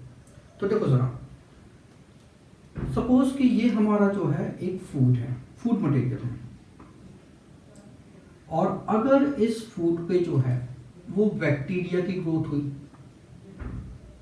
तो ये स्पॉइल हो जाएगा, अगर ईस्ट की ग्रोथ हुई तो ये स्पॉइल हो जाएगा, अगर मोल्ड्स की ग्रोथ हुई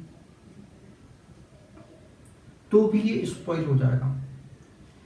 तो इस स्पॉइलेशन को जो है वो प्रिवेंट करने के लिए हम क्या करते हैं, फूड प्रिजर्वेटिव्स का यूज करते हैं। तो हमारे फूड प्रिजर्वेटिव्स जो है वो कौन कौन से होते हैं।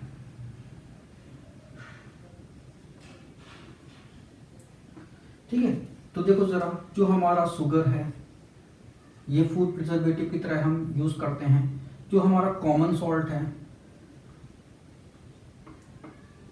ठीक है, ये भी हम फूड प्रिजर्वेटिव की तरह यूज करते हैं। कॉमन सॉल्ट मतलब NaCl, शुगर मतलब C12H22O11, ठीक। जो हमारा वेजिटेबल ऑयल है ये भी फूड प्रिजर्वेटिव की तरह यूज करते हैं। जो हमारा सोडियम बेंजोएट है ये भी फूड प्रिजर्वेटिव की तरह यूज करते हैं। और जो हमारा सोडियम मेटा बाइसल्फाइड है ये भी हम फूड प्रिजर्वेटिव की तरह यूज करते हैं। तो देखो जरा, सोडियम बेंजोएट क्या कहलाता है, तो ये बेंजीन की रिंग है, और COON ये हमारा सोडियम बेंजोएट कहलाता है, ठीक है, ये सोडियम बेंजोएट है। और जो हमारा सोडियम मेटाबाइसल्फाइड है इसका फॉर्मूला होता है Na2S2O5, तो ये हमारा सोडियम मेटाबाइसल्फाइड कहलाता है। तो ये देखो स्ट्रक्चर कैसा होता है, ये दो सल्फर है, ये ऑक्सीजन, ये ऑक्सीजन डबल बॉन्ड में है, ये O है और ये Na पॉजिटिव है, ठीक। यहाँ पे डबल बॉन्ड में ऑक्सीजन है, ये O है और ये Na, ये पॉजिटिव ये O नेगेटिव। तो ये हमारा सोडियम मेटाबाइसल्फाइड हो गया ये। तो बस ये जो मटेरियल है इनका यूज हम फूड प्रिजर्वेटिव की तरह करते हैं। अब ये वर्क कैसे करते हैं, ये फूड मटेरियल पे ना तो बैक्टीरिया की ग्रोथ होने देगा, ना ईस्ट की ग्रोथ होने देगा, ना मोल्ड्स की ग्रोथ होने देगा। तो ये ग्रोथ नहीं होगी तो फूड हमारा कैसा होगा, प्रिजर्व रहेगा, वो खराब नहीं होगा। क्योंकि इसकी स्वीटनेस को कंट्रोल करना ये अपने आप में एक प्रॉब्लम है। इसके बाद हमारा क्वेश्चन नंबर 16.20 है, how are synthetic detergents better than soap. तो सिंथेटिक डिटर्जेंट जो है वो सोप से बेटर क्यों होता है, तो इसके बहुत सारे रीजन हैं। जो हमारा डिटर्जेंट है वो सॉफ्ट वाटर के साथ साथ हार्ड वाटर के साथ भी वर्क करता है, लेकिन हमारा सोप जो है वो सॉफ्ट वाटर के साथ तो वर्क करता है लेकिन हार्ड वाटर के साथ वर्क नहीं करता। हार्ड वाटर के साथ सोप जो है वो फोम का फॉर्मेशन नहीं करता, ठीक है। हार्ड वाटर के साथ सोप क्या करता है, स्कम बना लेता है। तो एक पहला हो गया। सेकंड जो है कि डिटर्जेंट की सॉल्युबिलिटी जो है वो सोप से ज़्यादा होती है। थर्ड जो है कि जो हमारा डिटर्जेंट है उसका क्लींजिंग एक्शन बेटर होता है as compare to soap. Fourth जो है, जो हमारा डिटर्जेंट जो है वो एसिडिक मीडियम में भी वर्क कर सकता है, लेकिन सोप जो है वो एसिडिक मीडियम में वर्क नहीं कर सकता। फिफ्थ डिफरेंस है, जो हमारा डिटर्जेंट जो है वो कैसा होता है, वो चीपर होता है, सस्ता होता है, लेकिन सोप जो है वो कैसा होता है, महंगा होता है, कॉस्टली पड़ता है। फिर इसके बाद 6 नंबर का डिफरेंस है, जो हमारे सिंथेटिक डिटर्जेंट हैं वो आर्टिफिशियल सोर्स से बनाए जाते हैं, मतलब कोल एंड पेट्रोलियम से आप डिटर्जेंट का प्रिपरेशन करते हो, जबकि जो हमारे सोप है वो नेचुरल सोर्स से बनाए जाते हैं। तो नेचुरल सोर्स मतलब वेजिटेबल ऑयल से हमारे सोप का फॉर्मेशन होता है। तो ये हमारा बेसिक डिफरेंस हो गया सिंथेटिक डिटर्जेंट एंड सोप में। इसके बाद हमारा क्वेश्चन नंबर 16.21 है, explain the following term with suitable example. पहला है कैटायनिक डिटर्जेंट, सेकंड है एनायनिक डिटर्जेंट, थर्ड है नॉन आयनिक डिटर्जेंट्स। तो सबसे पहले हमें डिफाइन करना है व्हाट इज डिटर्जेंट्स। तो detergents are a chemical substance with sodium salt of sulphonic acid group. It is used for cleaning things. तो ये हमारे डिटर्जेंट्स होते हैं, और ये cationic detergents, anionic detergents and non ionic detergents, ये डिटर्जेंट्स के हमारे टाइप हैं। तो चलिए वन बाय वन जो है इनको एक्सप्लेन करते हैं। तो हमारा पहला टर्म है कैटायनिक डिटर्जेंट्स। तो हमारे कैटायनिक डिटर्जेंट्स जो है वो क्या कहलाते हैं, तो cationic detergents are quaternary ammonium salts of amine with acetate, chlorides और ब्रोमाइड्स एज एनायंस। तो देखो जरा, तो सबसे पहले हम अमाइन को समझते हैं। तो अमाइन का मतलब होता है RNH2, ये हमारा हो गया अमाइन, ठीक है। इसको हम ऐसा लिख सकते हैं, ये R, ये N, दो हाइड्रोजन हमने ऐसे लगा दिए और नाइट्रोजन पे लोन पेयर है, ठीक है। अब यहां से हम हाइड्रोजन जो है वो हटाएंगे तो CH3 ग्रुप लगा सकते हैं, यहां से हाइड्रोजन हटा के CH3 ग्रुप लगा सकते हैं, ठीक है। अब हम जो है वो कैटायनिक डिटर्जेंट्स का फॉर्मेशन कर रहे हैं। अब नाइट्रोजन पे ये लोन पेयर है, एक इलेक्ट्रॉन डोनेट कर दिया तो नाइट्रोजन पे पॉजिटिव चार्ज आएगा, बिल्कुल आएगा। तो अब ये जो इलेक्ट्रॉन बचा है वो CH3 के साथ बॉन्ड बना लेगा, राइट। तो ये बॉन्ड बना लिया। अब पॉजिटिव चार्ज जो है वो हमने इस पूरे पे लगा दिया। तो ये हमारा क्वाटर्नरी अमोनियम सॉल्ट्स का क्या हो गया, ये कैटायन हो गया।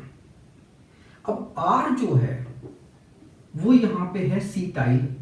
तो C-टाइल का मतलब है C16H33, मतलब इसको हम ऐसा लिख सकते हैं, या तो आप ऐसा लिख लो कि CH3 फिर ये CH2 CH2 CH2 CH2 CH2 CH2, ये हमको 15 लिखने हैं। तो 1 2 3 4 5 6, ठीक है। फिर 7 8 9 10 11 12 13 14 और ये 15।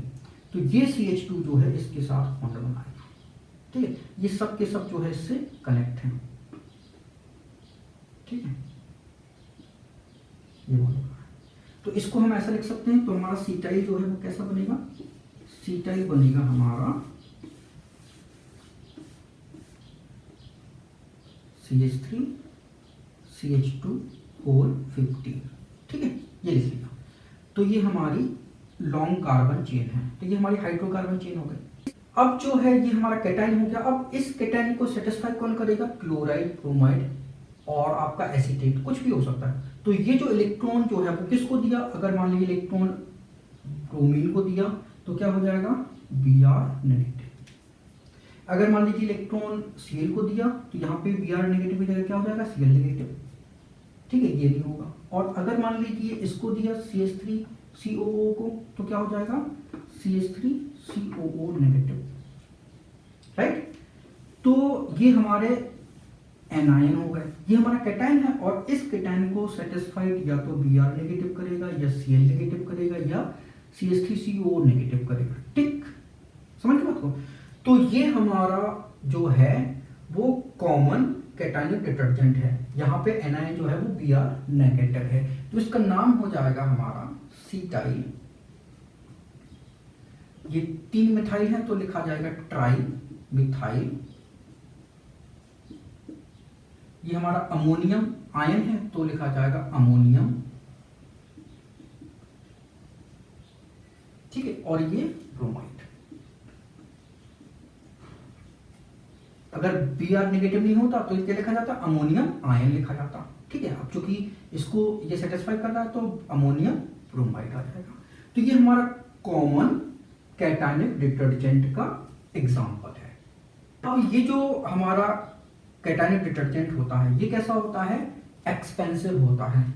ये एनायनिक डिटर्जेंट के कंपैरिजन में बहुत ज्यादा एक्सपेंसिव होता है। इस कारण इसका यूज कैसा होता है, लिमिटेड यूज होता है।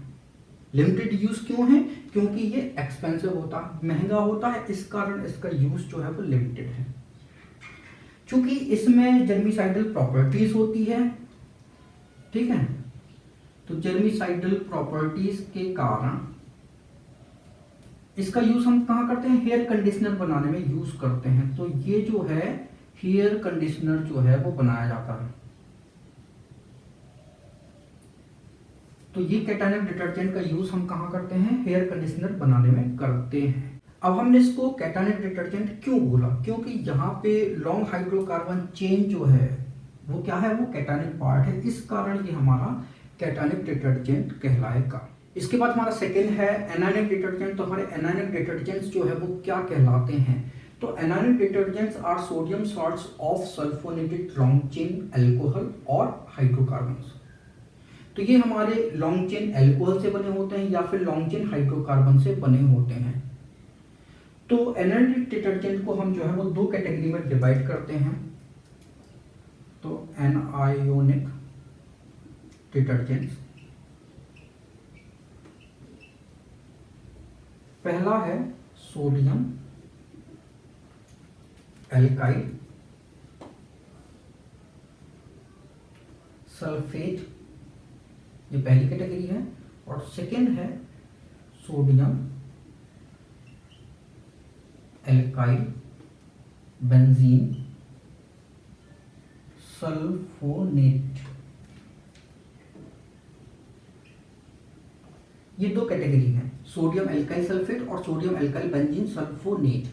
तो सोडियम एल्काइल सल्फेट ये तो बनी होती है हमारे अल्कोहल से और ये बनी होती है हमारी हाइड्रोकार्बन से।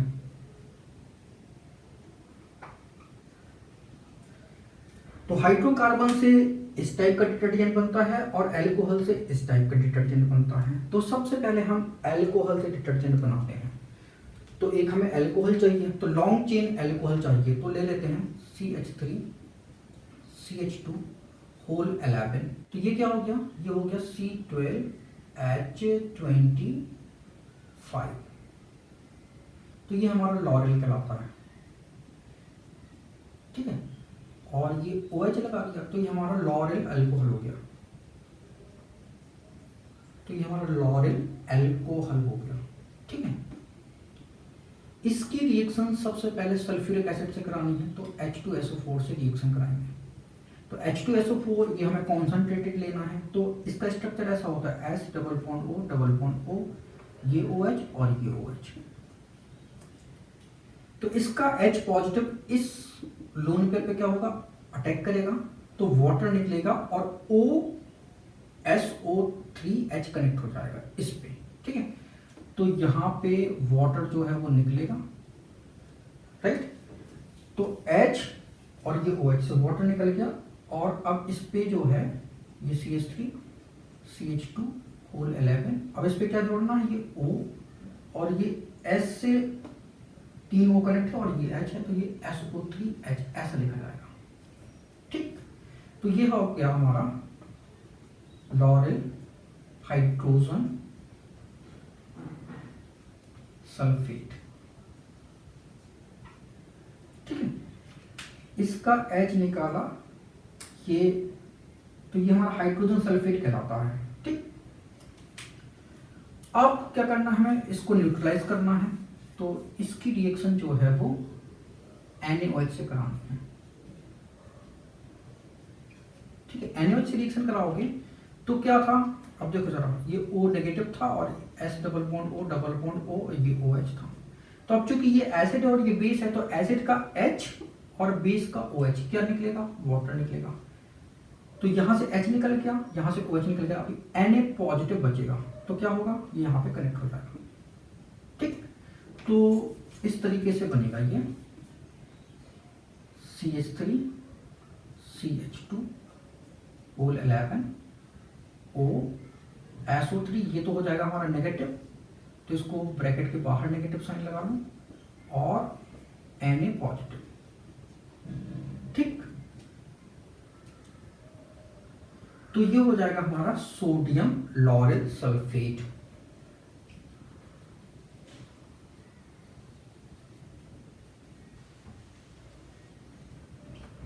लॉन्ग चेन जो है हमारा एनायन है, इस कारण ये हमारा एनायनिक डिटर्जेंट कहलाएगा।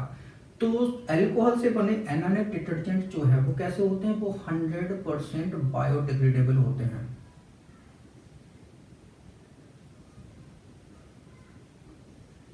तो ये 100% बायोडिग्रेडेबल होते हैं। ठीक है ना। अब आपकी बुक में ये ऐसा लिखा होगा कि CH3 CH2 जो है वो 10 है, फिर एक CH2 लिखा है और फिर इससे OH कनेक्ट है, ऐसा भी कर सकते हो।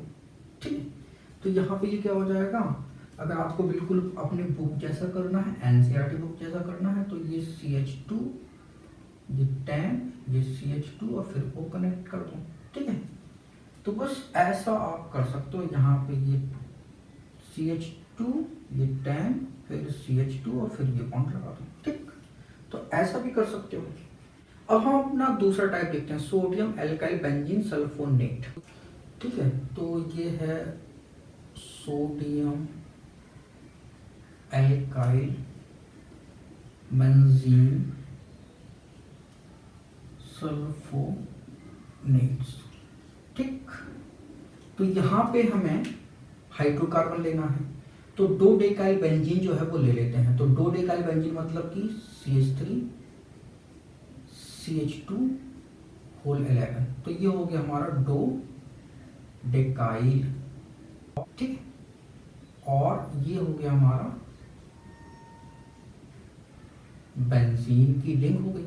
ठीक है, तो यहाँ पे बेंजीन किया, रिंग बना दो, तो दो डेकाइल बेंजीन। इसकी रिएक्शन जो है वो H2SO4 से करानी है। तो यहाँ पे क्या होगा, सल्फोनेशन होगा इस बेंजीन रिंग पे।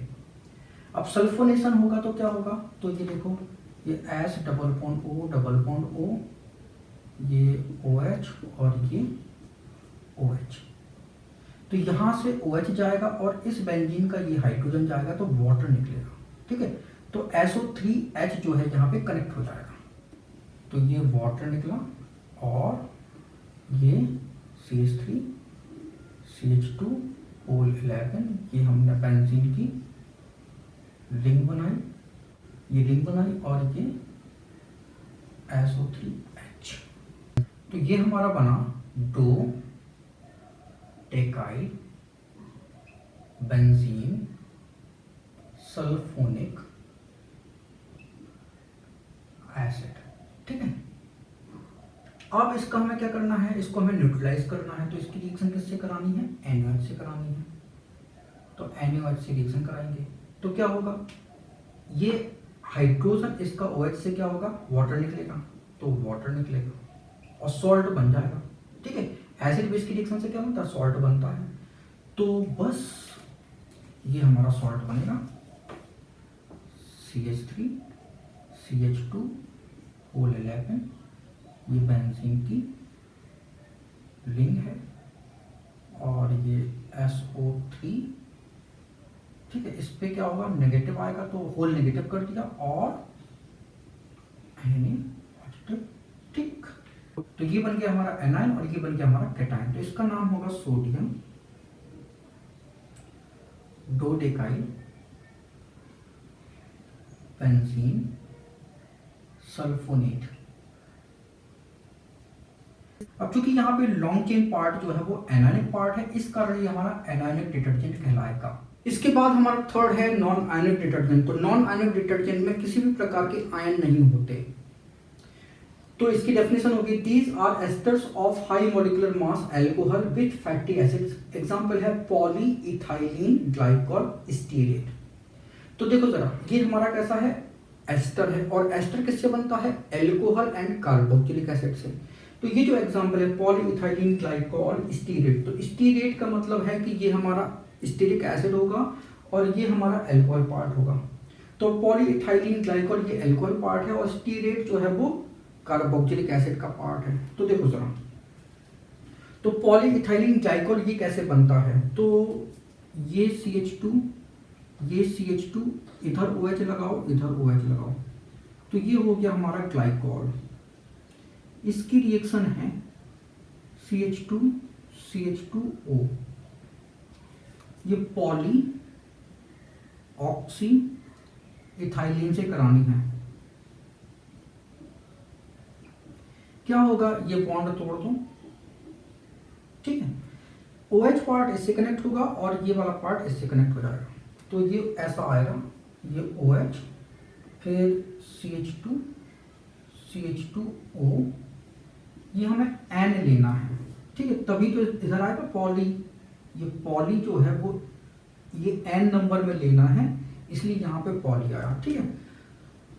और क्या जोड़ना है, CH2 CH2OH। तो ये हो जाएगा हमारा पॉली ऑक्सी इथाइलीन ग्लाइकॉल, या इसको केवल और केवल आप पॉली इथाइलीन ग्लाइकॉल भी कह सकते हो। इसकी रिएक्शन जो है, अब ये हमारा एल्कोहल है और इसकी रिएक्शन स्टीरिक एसिड से करानी है। तो स्टीरिक एसिड मतलब C17H35COOH, ये हमारा स्टीरिक एसिड होता है, ठीक है। C17H35COOH, इसको आप ऐसा लिख सकते हो CH3 CH2O16 COOH, ऐसा लिख सकते हो, ठीक है। तो हमने ऐसा लिखा। तो ये स्टीरिक एसिड है और अब हमें एस्टर बनाना है। तो एस्टर कैसे बनता है, तो कार्बोक्सिलिक एसिड से OH जाएगा और यहाँ से H जाएगा, तो हमारा क्या होगा, एस्टर बनेगा। तो देखो बना देते हैं। तो CH3 CH2, ये 16, ये C डबल बॉन्ड O कर देते हैं, ठीक है, और यहाँ पे ये O कनेक्ट कर देते हैं, और ये CH2 CH2O, ये N कर दो, है ना, और कनेक्ट कर दो इससे, नीचे कनेक्ट कर देते हैं या आगे कनेक्ट कर देते हैं, तो उसको हटा देते हैं, ठीक है। तो ये CH2 CH2OH, ठीक है। तो इसको हम ऐसा कर देते हैं, स्टीरिक एसिड यहाँ पे ऐसा लिख लेते हैं, ये वाला। तो ये CH3 CH2O16 COOH, ठीक है। तो और ये वाटर निकाल दिया, ठीक है। OH यहाँ से जाएगा और H यहाँ से जाएगा। तो ये हो गया हमारा, ये हो जाएगा हमारा पॉलीऑक्सी इथाइलीन ग्लाइकोल स्टीरेट या फिर पॉलीइथाइलीन ग्लाइकोल स्टीरेट। तो ये हो गया हमारा पॉलीइथाइलीन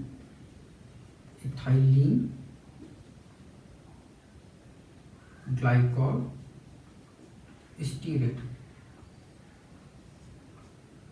ठीक है। और ये हमारा कैसा है, ये हमारा नॉन आयनिक डिटर्जेंट है। क्यों, क्योंकि यहाँ पे किसी भी प्रकार के आयन का फॉर्मेशन नहीं हुआ, किसी भी प्रकार का आयन जो है वो यहाँ पे नहीं मिला, इस कारण इसको हम नॉन आयनिक डिटर्जेंट बोलते हैं। ये नॉन आयनिक डिटर्जेंट जो है वो लिक्विड डिश वॉश बनाने में यूज करते हैं, ठीक है। तो लिक्विड डिश वॉश जो है वो हम नॉन आयनिक डिटर्जेंट से जो है वो बनाते हैं, जैसे विम हो गया, ठीक है, डेटॉल हो गया। तो डेटॉल लिक्विड डिश वॉश या विम लिक्विड डिश वॉश, तो ये नॉन आयनिक डिटर्जेंट से बनते हैं। और नॉन आयनिक डिटर्जेंट भी कैसा होता है हमारा, नॉन बायोडिग्रेडेबल होता है। तो इसकी प्रॉब्लम यही है कि ये कैसा होता है, ये हमारा नॉन बायोडिग्रेडेबल होता है। ठीक है। तो माइक्रो ऑर्गेनिज्म के थ्रू जो है वो इजिली डिकम्पोज नहीं हो पाएगा। तो ये हमारे डिटर्जेंट एंड डिटर्जेंट्स के टाइप हो गए। इसके बाद हमारा अगला क्वेश्चन है question number 16.22 what are biodegradable and non biodegradable detergents, give one example of each. तो हमें biodegradable and non biodegradable detergent बताना है कि ये क्या होते हैं और उनके एग्जांपल देने हैं। तो देखो जरा, सबसे पहले हम डिस्कस करते हैं बायोडिग्रेडेबल। तो बायोडिग्रेडेबल डिटर्जेंट्स, तो ये बायोडिग्रेडेबल डिटर्जेंट्स जो है वो क्या होते हैं? तो ऐसे डिटर्जेंट जो कि माइक्रो ऑर्गेनिज्म के थ्रू जो है वो डिकम्पोज हो जाएं, तो ऐसे डिटर्जेंट को हम बायोडिग्रेडेबल डिटर्जेंट कहते हैं। तो माइक्रो ऑर्गेनिज्म मतलब जिनको बैक्टीरिया जो है वो डिकम्पोज करते हैं, तो उनको हम बायोडिग्रेडेबल डिटर्जेंट कहते हैं। तो बायोडिग्रेडेबल डिटर्जेंट की पहचान जो है वो क्या होती है? तो इसकी एक ही पहचान है कि अगर हमारी लॉन्ग हाइड्रोकार्बन चेन जो है वो स्ट्रेट है तो हमारा डिटर्जेंट जो है वो बायोडिग्रेडेबल होगा, और अगर हमारी लॉन्ग हाइड्रोकार्बन चेन जो है वो ब्रांच है तो वो कैसा होगा? फिर वो हमारा नॉन बायोडिग्रेडेबल डिटर्जेंट में आएगा। समझ गया बात को? तो बायोडिग्रेडेबल डिटर्जेंट्स किसको बोलते हैं? Those detergents which decompose by the micro organism are called biodegradable detergent. अब उसके हम एग्जाम्पल दे रहे हैं। तो देखो जरा, sodium lauryl sulphate, sodium lauryl sulphate ये हमारा बायोडिग्रेडेबल डिटर्जेंट है। ये 100% बायोडिग्रेडेबल है, ठीक है।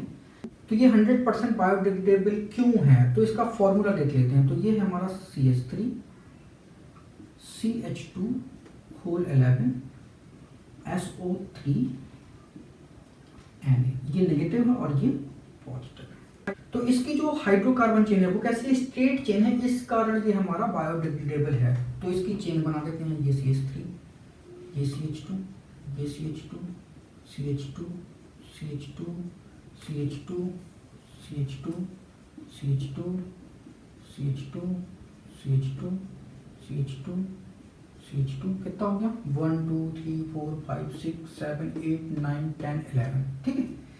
और ये SO3 नेगेटिव और ये Na पॉजिटिव, ठीक है। तो ये हमारा नेगेटिव है और ये हमारा पॉजिटिव है। तो चूंकि लॉन्ग हाइड्रोकार्बन चेन कैसी है, वो नेगेटिवली चार्ज है, इस कारण ये हमारा कैसा होगा? ये हमारा एनायनिक डिटर्जेंट होगा। तो अगर स्ट्रेट चेन है हाइड्रोकार्बन की तो कैसा होगा? ये बायोडिग्रेडेबल होगा। दूसरा एग्जांपल दे देते हैं, डोडेकाइल बेंजीन सल्फोनेट,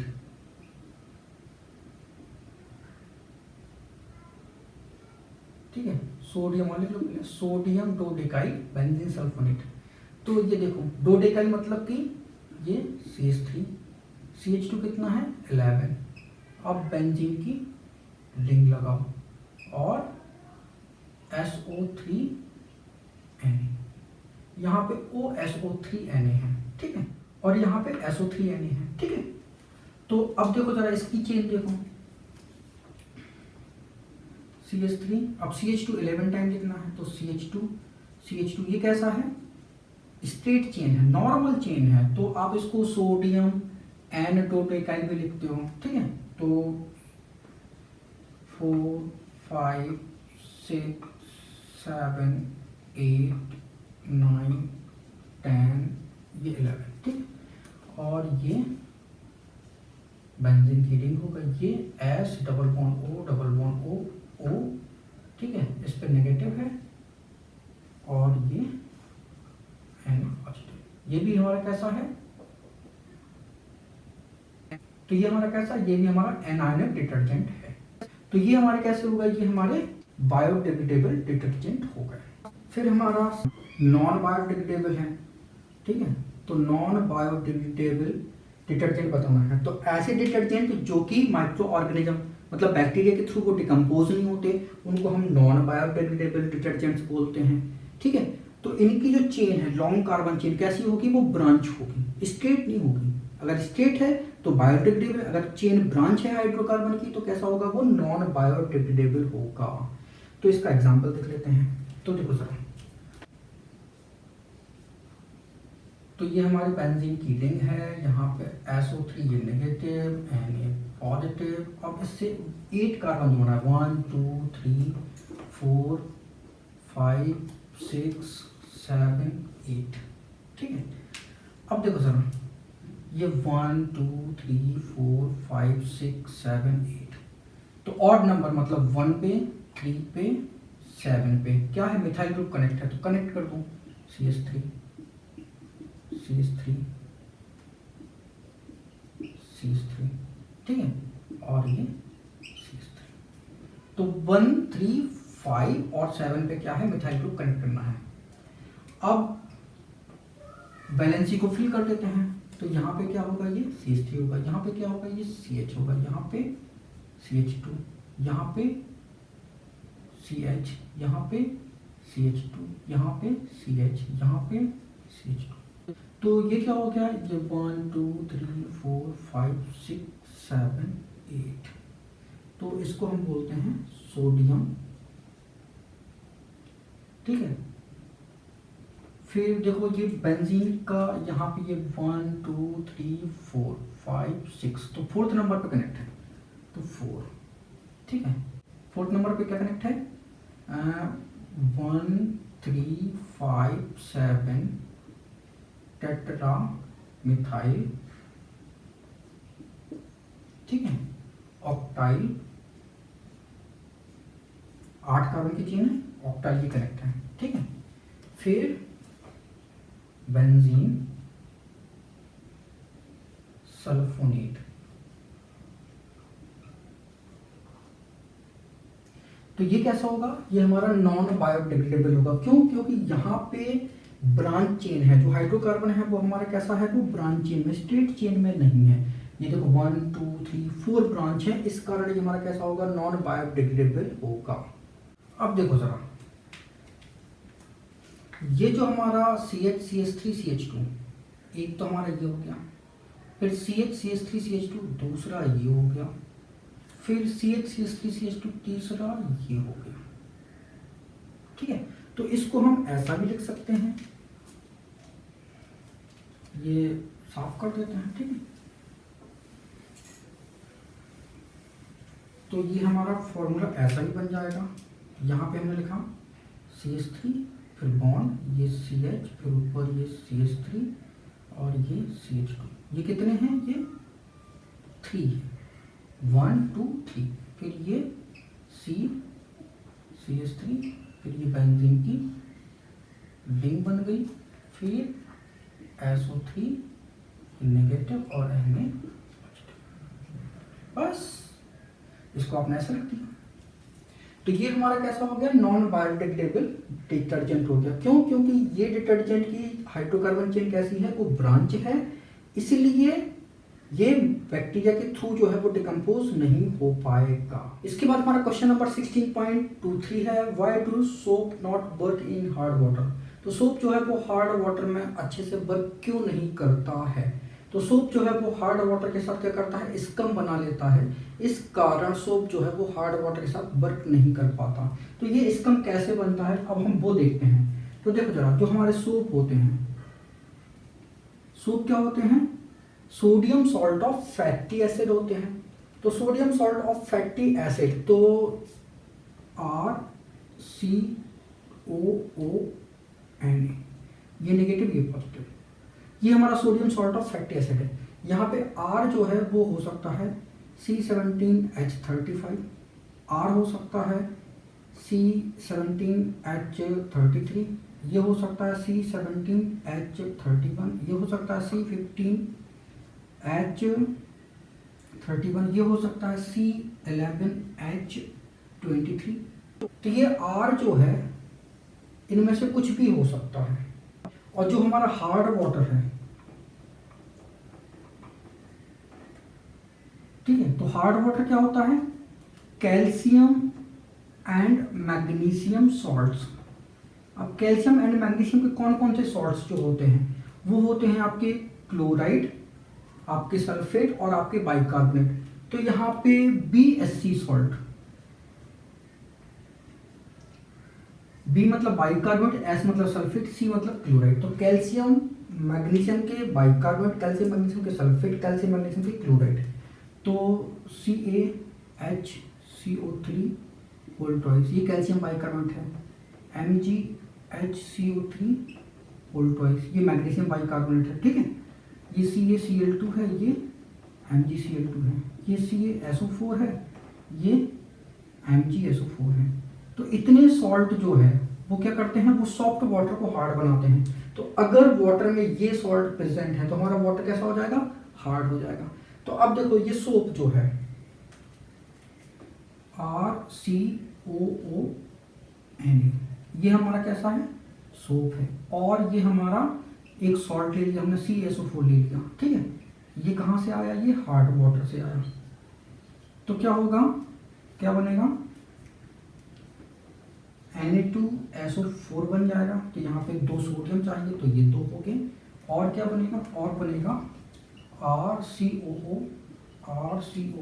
ये कैल्शियम। तो ये जो बना ये हमारा कहलाता है स्कम, ठीक है। तो हार्ड वाटर जो है वो सोप के साथ क्या बनाता है, स्कम बनाता है। ये जो है ये PPT होता है, व्हाइट PPT।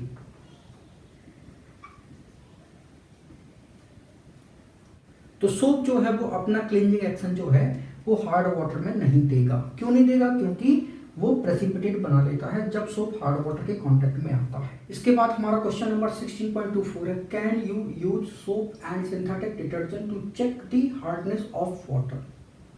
तो अगर वाटर हार्ड है तो वाटर की हार्डनेस जो है वो हम किसके थ्रू चेक कर पाएंगे, तो वाटर की हार्डनेस जो है वो हम सोप के थ्रू जो है वो चेक कर सकते हैं।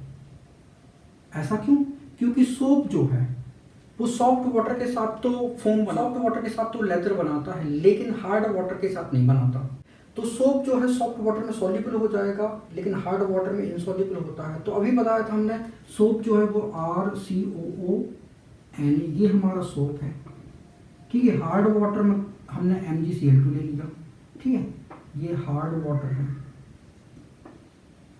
तो क्या होगा, ये RCOO, ये Mg और NaCl बनेगा। कितना बनेगा, ये 2 बनेगा, ठीक है। तो 2 हमें ये चाहिए। तो ये क्या हो गया, ये स्कम है, ठीक है। ये PPT हो गया, व्हाइट PPT। तो हार्ड वाटर में सोप क्या होता है, व्हाइट PPT बनाता है, मतलब ये इनसॉल्युबल होता है। तो हम सॉफ्ट वाटर और हार्ड वाटर को सोप के थ्रू चेक कर पाएंगे, सिंथेटिक डिटर्जेंट के थ्रू नहीं कर पाएंगे। क्यों, क्योंकि synthetic detergent hard water and soft water दोनों के साथ फोम बनाता है। इसके बाद हमारा क्वेश्चन नंबर 16.25 है, explain the cleansing action of soap. तो सोप का हमें क्लींजिंग एक्शन जो है वो बताना है। तो देखो सर, जो हमारा सोप है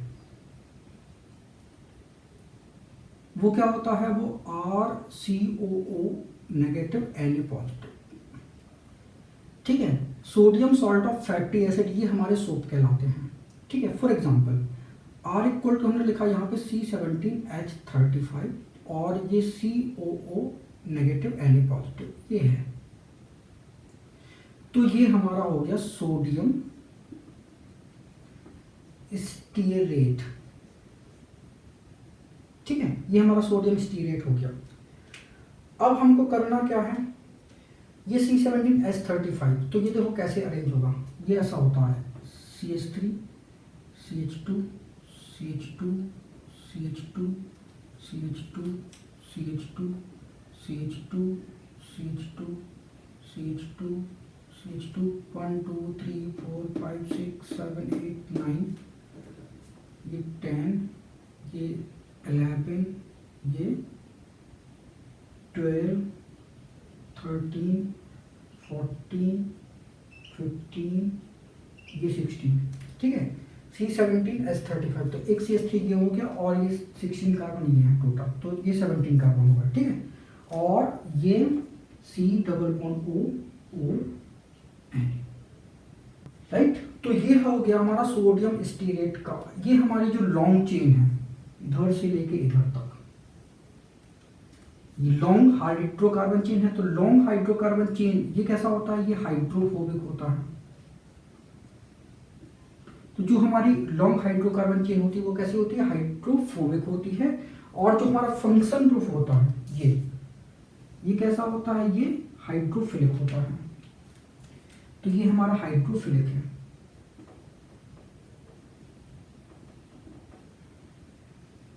ठीक है, तो COONA ये कैसा है, हाइड्रोफिलिक है। यहाँ पे आपको चार्ज लगाना हो लगा दो, ये नेगेटिव ये पॉजिटिव। ठीक है, अब देखो इसके स्ट्रक्चर को हम कैसे बनाते हैं। तो ये कार्बन की वो है, तो इसका देखो बॉन्ड लाइन स्ट्रक्चर बना लेते हैं। तो एक कार्बन, ये सेकंड, ये थर्ड, ये फोर्थ, ये फिफ्थ, ये सिक्स, ये 7 8 9 10 11 12 13 14 15 16, ठीक है, और ये 17, और ये इससे अटैच होगा C double bond O N, ठीक है। तो 1 2 3 4 5 6 7 8 9 10 11 12 13 14 15 16 17। तो ये तो हो गया हमारा हाइड्रोफोबिक, और ये हो गया हमारा हाइड्रोफिलिक। तो ये हाइड्रोफिलिक और ये हाइड्रोफोबिक। तो ये हाइड्रोफिलिक मतलब ये वाटर लविंग है, मतलब ये वाटर में सॉल्युबल हो जाएगा, और ये वाटर में कैसा हो जाएगा, इनसॉल्युबल है। लेकिन ये वाला पार्ट जो है वो कैसा होगा, ये ऑयल में सॉल्युबल होगा, क्योंकि ऑयल भी हमारा हाइड्रोकार्बन से बना होता है, तो ये भी हाइड्रोकार्बन है, तो लाइट डिसॉल्व लाइट का फंडा काम करेगा, ठीक है ना। तो अब देखो इसका क्लीनिंग एक्शन देखना है। तो ये हमारा सोप है, तो ये सोप की क्या हो गई, ये टेल हो गई, और ये उसका माउथ हो गया। तो टेल और माउथ को हम ऐसा बना सकते हैं, तो एक सोप का स्ट्रक्चर हम ऐसा बना सकते हैं। ये टेल हो गई मतलब हाइड्रोकार्बन हो गया, और ये माउथ हो गया मतलब ये उसका हाइड्रोफिलिक पार्ट हो गया, ये नेगेटिव और ये Na पॉजिटिव। तो ये पूरा स्ट्रक्चर जो है ये हमारा क्या कहलाता है, सोप कहलाता है। अब इसका क्लीनिंग एक्शन देख लो जरा। अब होगा ये कि ये हमारी एक शर्ट है, और इस शर्ट पे ये ऑयल का स्पॉट है या फिर ग्रीस का स्पॉट है, ठीक है। तो हमने इस शर्ट को जो है वो पानी में डाल दिया, ये आप ये मान के चलो हैंकी है, ठीक है, पानी में डाल दिया। तो अब होता क्या है कि ये वाला पार्ट तो कैसा होगा, ऑयल में सॉल्युबल होगा, और ये वाला पार्ट कैसा होगा, वाटर में सॉल्युबल होगा, मतलब ये ऑयल में सॉल्युबल नहीं होगा। तो सोप के मॉलिक्यूल जब इस पे हम सोप जो है रगड़ेंगे तो होता क्या है कि ये टेल तो इसके अंदर सॉल्युबल है, और माउथ जो है वो बाहर निकला रहेगा क्योंकि इनसॉल्युबल है। टेल तो सॉल्युबल है, माउथ इनसॉल्युबल है, टेल सॉल्युबल है, माउथ इनसॉल्युबल है, टेल सॉल्युबल है, माउथ इनसॉल्युबल, टेल सॉल्युबल है, माउथ इनसॉल्युबल है, टेल सॉल्युबल है, माउथ इनसॉल्युबल है, टेल सॉल्युबल है, mouth insoluble, tail soluble, mouth insoluble. तो ये जो स्ट्रक्चर बनेगा ये मिसेल कहलाएगा, ये मिसेल स्ट्रक्चर कहलाता है। अब क्या होता है, जब हम पानी की स्ट्रीम के साथ यूं करते हैं तो ये वाला पार्ट जो है वो वाटर स्ट्रीम के साथ क्या होने लगता है, बहने लगता है। तो ये अपने टेल के साथ कुछ गंदगी को बाहर निकाल लेता है, ठीक है। तो गंदगी क्या होगी, इसमें डिजोल्व हो जाएगी, तो ये ऑयल के कुछ पार्ट को क्या करता है, बाहर निकाल लेता है, जिससे हमारा कपड़ा जो है वो क्या हो जाएगा, साफ हो जाएगा। तो एक तो वॉश में ऑयल और ग्रीस के दाग जो है वो क्या होते हैं, वो निकल जाते हैं। तो ये हमारा क्लींजिंग एक्शन ऑफ सोप हो गया, ठीक है। तो ये हमारा क्लींजिंग एक्शन ऑफ सोप हो गया। बस यहाँ पे ये माउथ जो है वो नेगेटिव चार्ज था, तो ये आपने नेगेटिव चार्ज कर दिया, और Na पॉजिटिव जो है वो ऐसे रहेगा, ठीक है, या Na पॉजिटिव वाटर में सोल्यूबल हो गया तो ये अलग हो जाएगा, कोई दिक्कत ही नहीं है, ठीक है। ये आयनाइज हो गया ना, तो Na पॉजिटिव वाटर में कहीं भी घूम रहा है, कोई दिक्कत नहीं है। इसके बाद हमारा क्वेश्चन नंबर 16.26 है, if water contains dissolved calcium hydrogen carbonates out of soaps and synthetic detergent which one will you use for cleaning clothes. तो क्लॉथ क्लीनिंग में आप सोप एंड डिटर्जेंट में कौन सा यूज करोगे अगर वाटर में कैल्शियम हाइड्रोजन कार्बोनेट प्रेजेंट है। तो देखो जरा, जो हमारा हार्ड वाटर होता है हार्ड वाटर में क्या होता है, कैल्शियम एंड मैग्नीशियम के सॉल्ट्स होते हैं। कौन से सॉल्ट्स होते हैं, BSC सॉल्ट्स होते हैं। B मतलब बाइकार्बोनेट, S मतलब सल्फेट, C मतलब क्लोराइड। तो कैल्शियम के बाइकार्बोनेट मतलब CaHCO3 ये होल ट्वाइस, और MgHCO3 होल ट्वाइस, ठीक है। CaCl2 और MgCl2, CaSO4 और MgSO4। तो इतने सारे सॉल्ट जो है वो हमारे हार्ड वाटर में मिलते हैं। और आपको पता है कि सोप जो है वो हार्ड वाटर में अच्छे से वर्क नहीं कर पाता। क्यों नहीं कर पाता, कि ये RCOONE ये हमारा सोप है, ठीक है। R की जगह हमने लिखा C17H35, ये सोडियम स्टीरेट है, ठीक है। और CaHCO3 ये कैल्शियम बाइकार्बोनेट डिसॉल्व है। तो क्या होगा, बनेगा NaHCO3, ये 2 बनेंगे, और क्या बनेगा, और बनेगा C17H35COO, और ये कैल्शियम के साथ सॉल्ट बना लेगा। तो ये क्या होता है, ये हमारा वाइट PPT होता है, जो कैसा होता है, इनसॉल्युबल होता है, ठीक है। तो ये इनसॉल्युबल सॉल्ट जो है वो क्या हो जाएगा, क्लॉथ के ऊपर क्या हो जाएगा, स्टिक हो जाएगा, चिपक जाएगा। क्लॉथ के ऊपर जो है ये सॉल्ट जो है वो चिपक गया, अब ये आसानी से नहीं हटेगा। तो क्लींजिंग एक्शन के लिए अगर हार्ड वाटर है तो फिर वहाँ पे हम सोप यूज नहीं करेंगे, फिर वहाँ पे हम डिटर्जेंट यूज करते हैं। क्यों, क्योंकि डिटर्जेंट जो है वो हार्ड वाटर में भी अच्छे से वर्क करता है। डिटर्जेंट जो है वो हार्ड वाटर के साथ स्कम नहीं बनाता, मतलब प्रेसिपिटेट नहीं बनता है, ठीक है ना। इसके बाद हमारा क्वेश्चन नंबर 16.27 है, label the hydrophilic and hydrophobic part in the following compound. तो ये जो हमारे कंपाउंड है इनमें हमें हाइड्रोफिलिक एंड हाइड्रोफोबिक पार्ट बताना है। तो देखो जरा, जो हमारा हाइड्रोफिलिक है,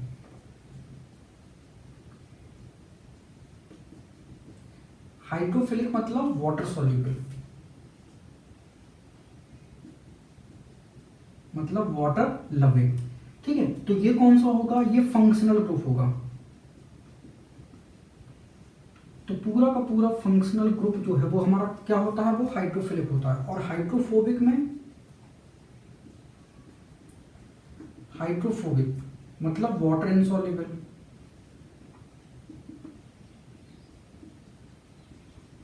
तो ये क्या होगा, लॉन्ग कार्बन चेन होती है, लॉन्ग कार्बन चेन। जो हमारी लॉन्ग हाइड्रोकार्बन चेन होती है ना, वो हमारी कैसी होती है, वो हाइड्रोफोबिक होती है। तो देखो जरा,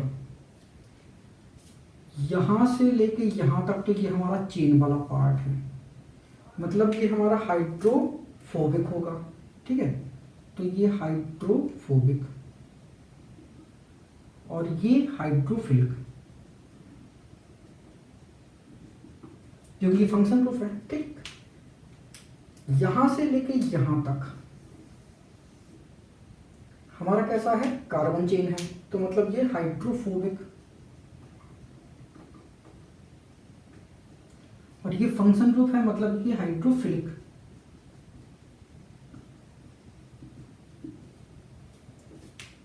यहां से यहां तक ये हमारी लॉन्ग कार्बन चेन है, और ये आपका फंक्शन ग्रुप है, मतलब ये हाइड्रोफोबिक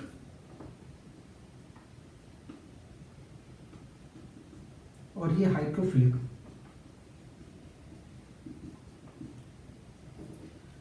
तो ये हमारे क्वेश्चन हो गए। Thank you so much for watching this video. अगर वीडियो अच्छा लगा तो इसको लाइक कर, इसको शेयर करें। अगर आपने हमारे चैनल को तक सब्सक्राइब नहीं किया तो प्लीज इसको सब्सक्राइब करें। Thank you for watching this video.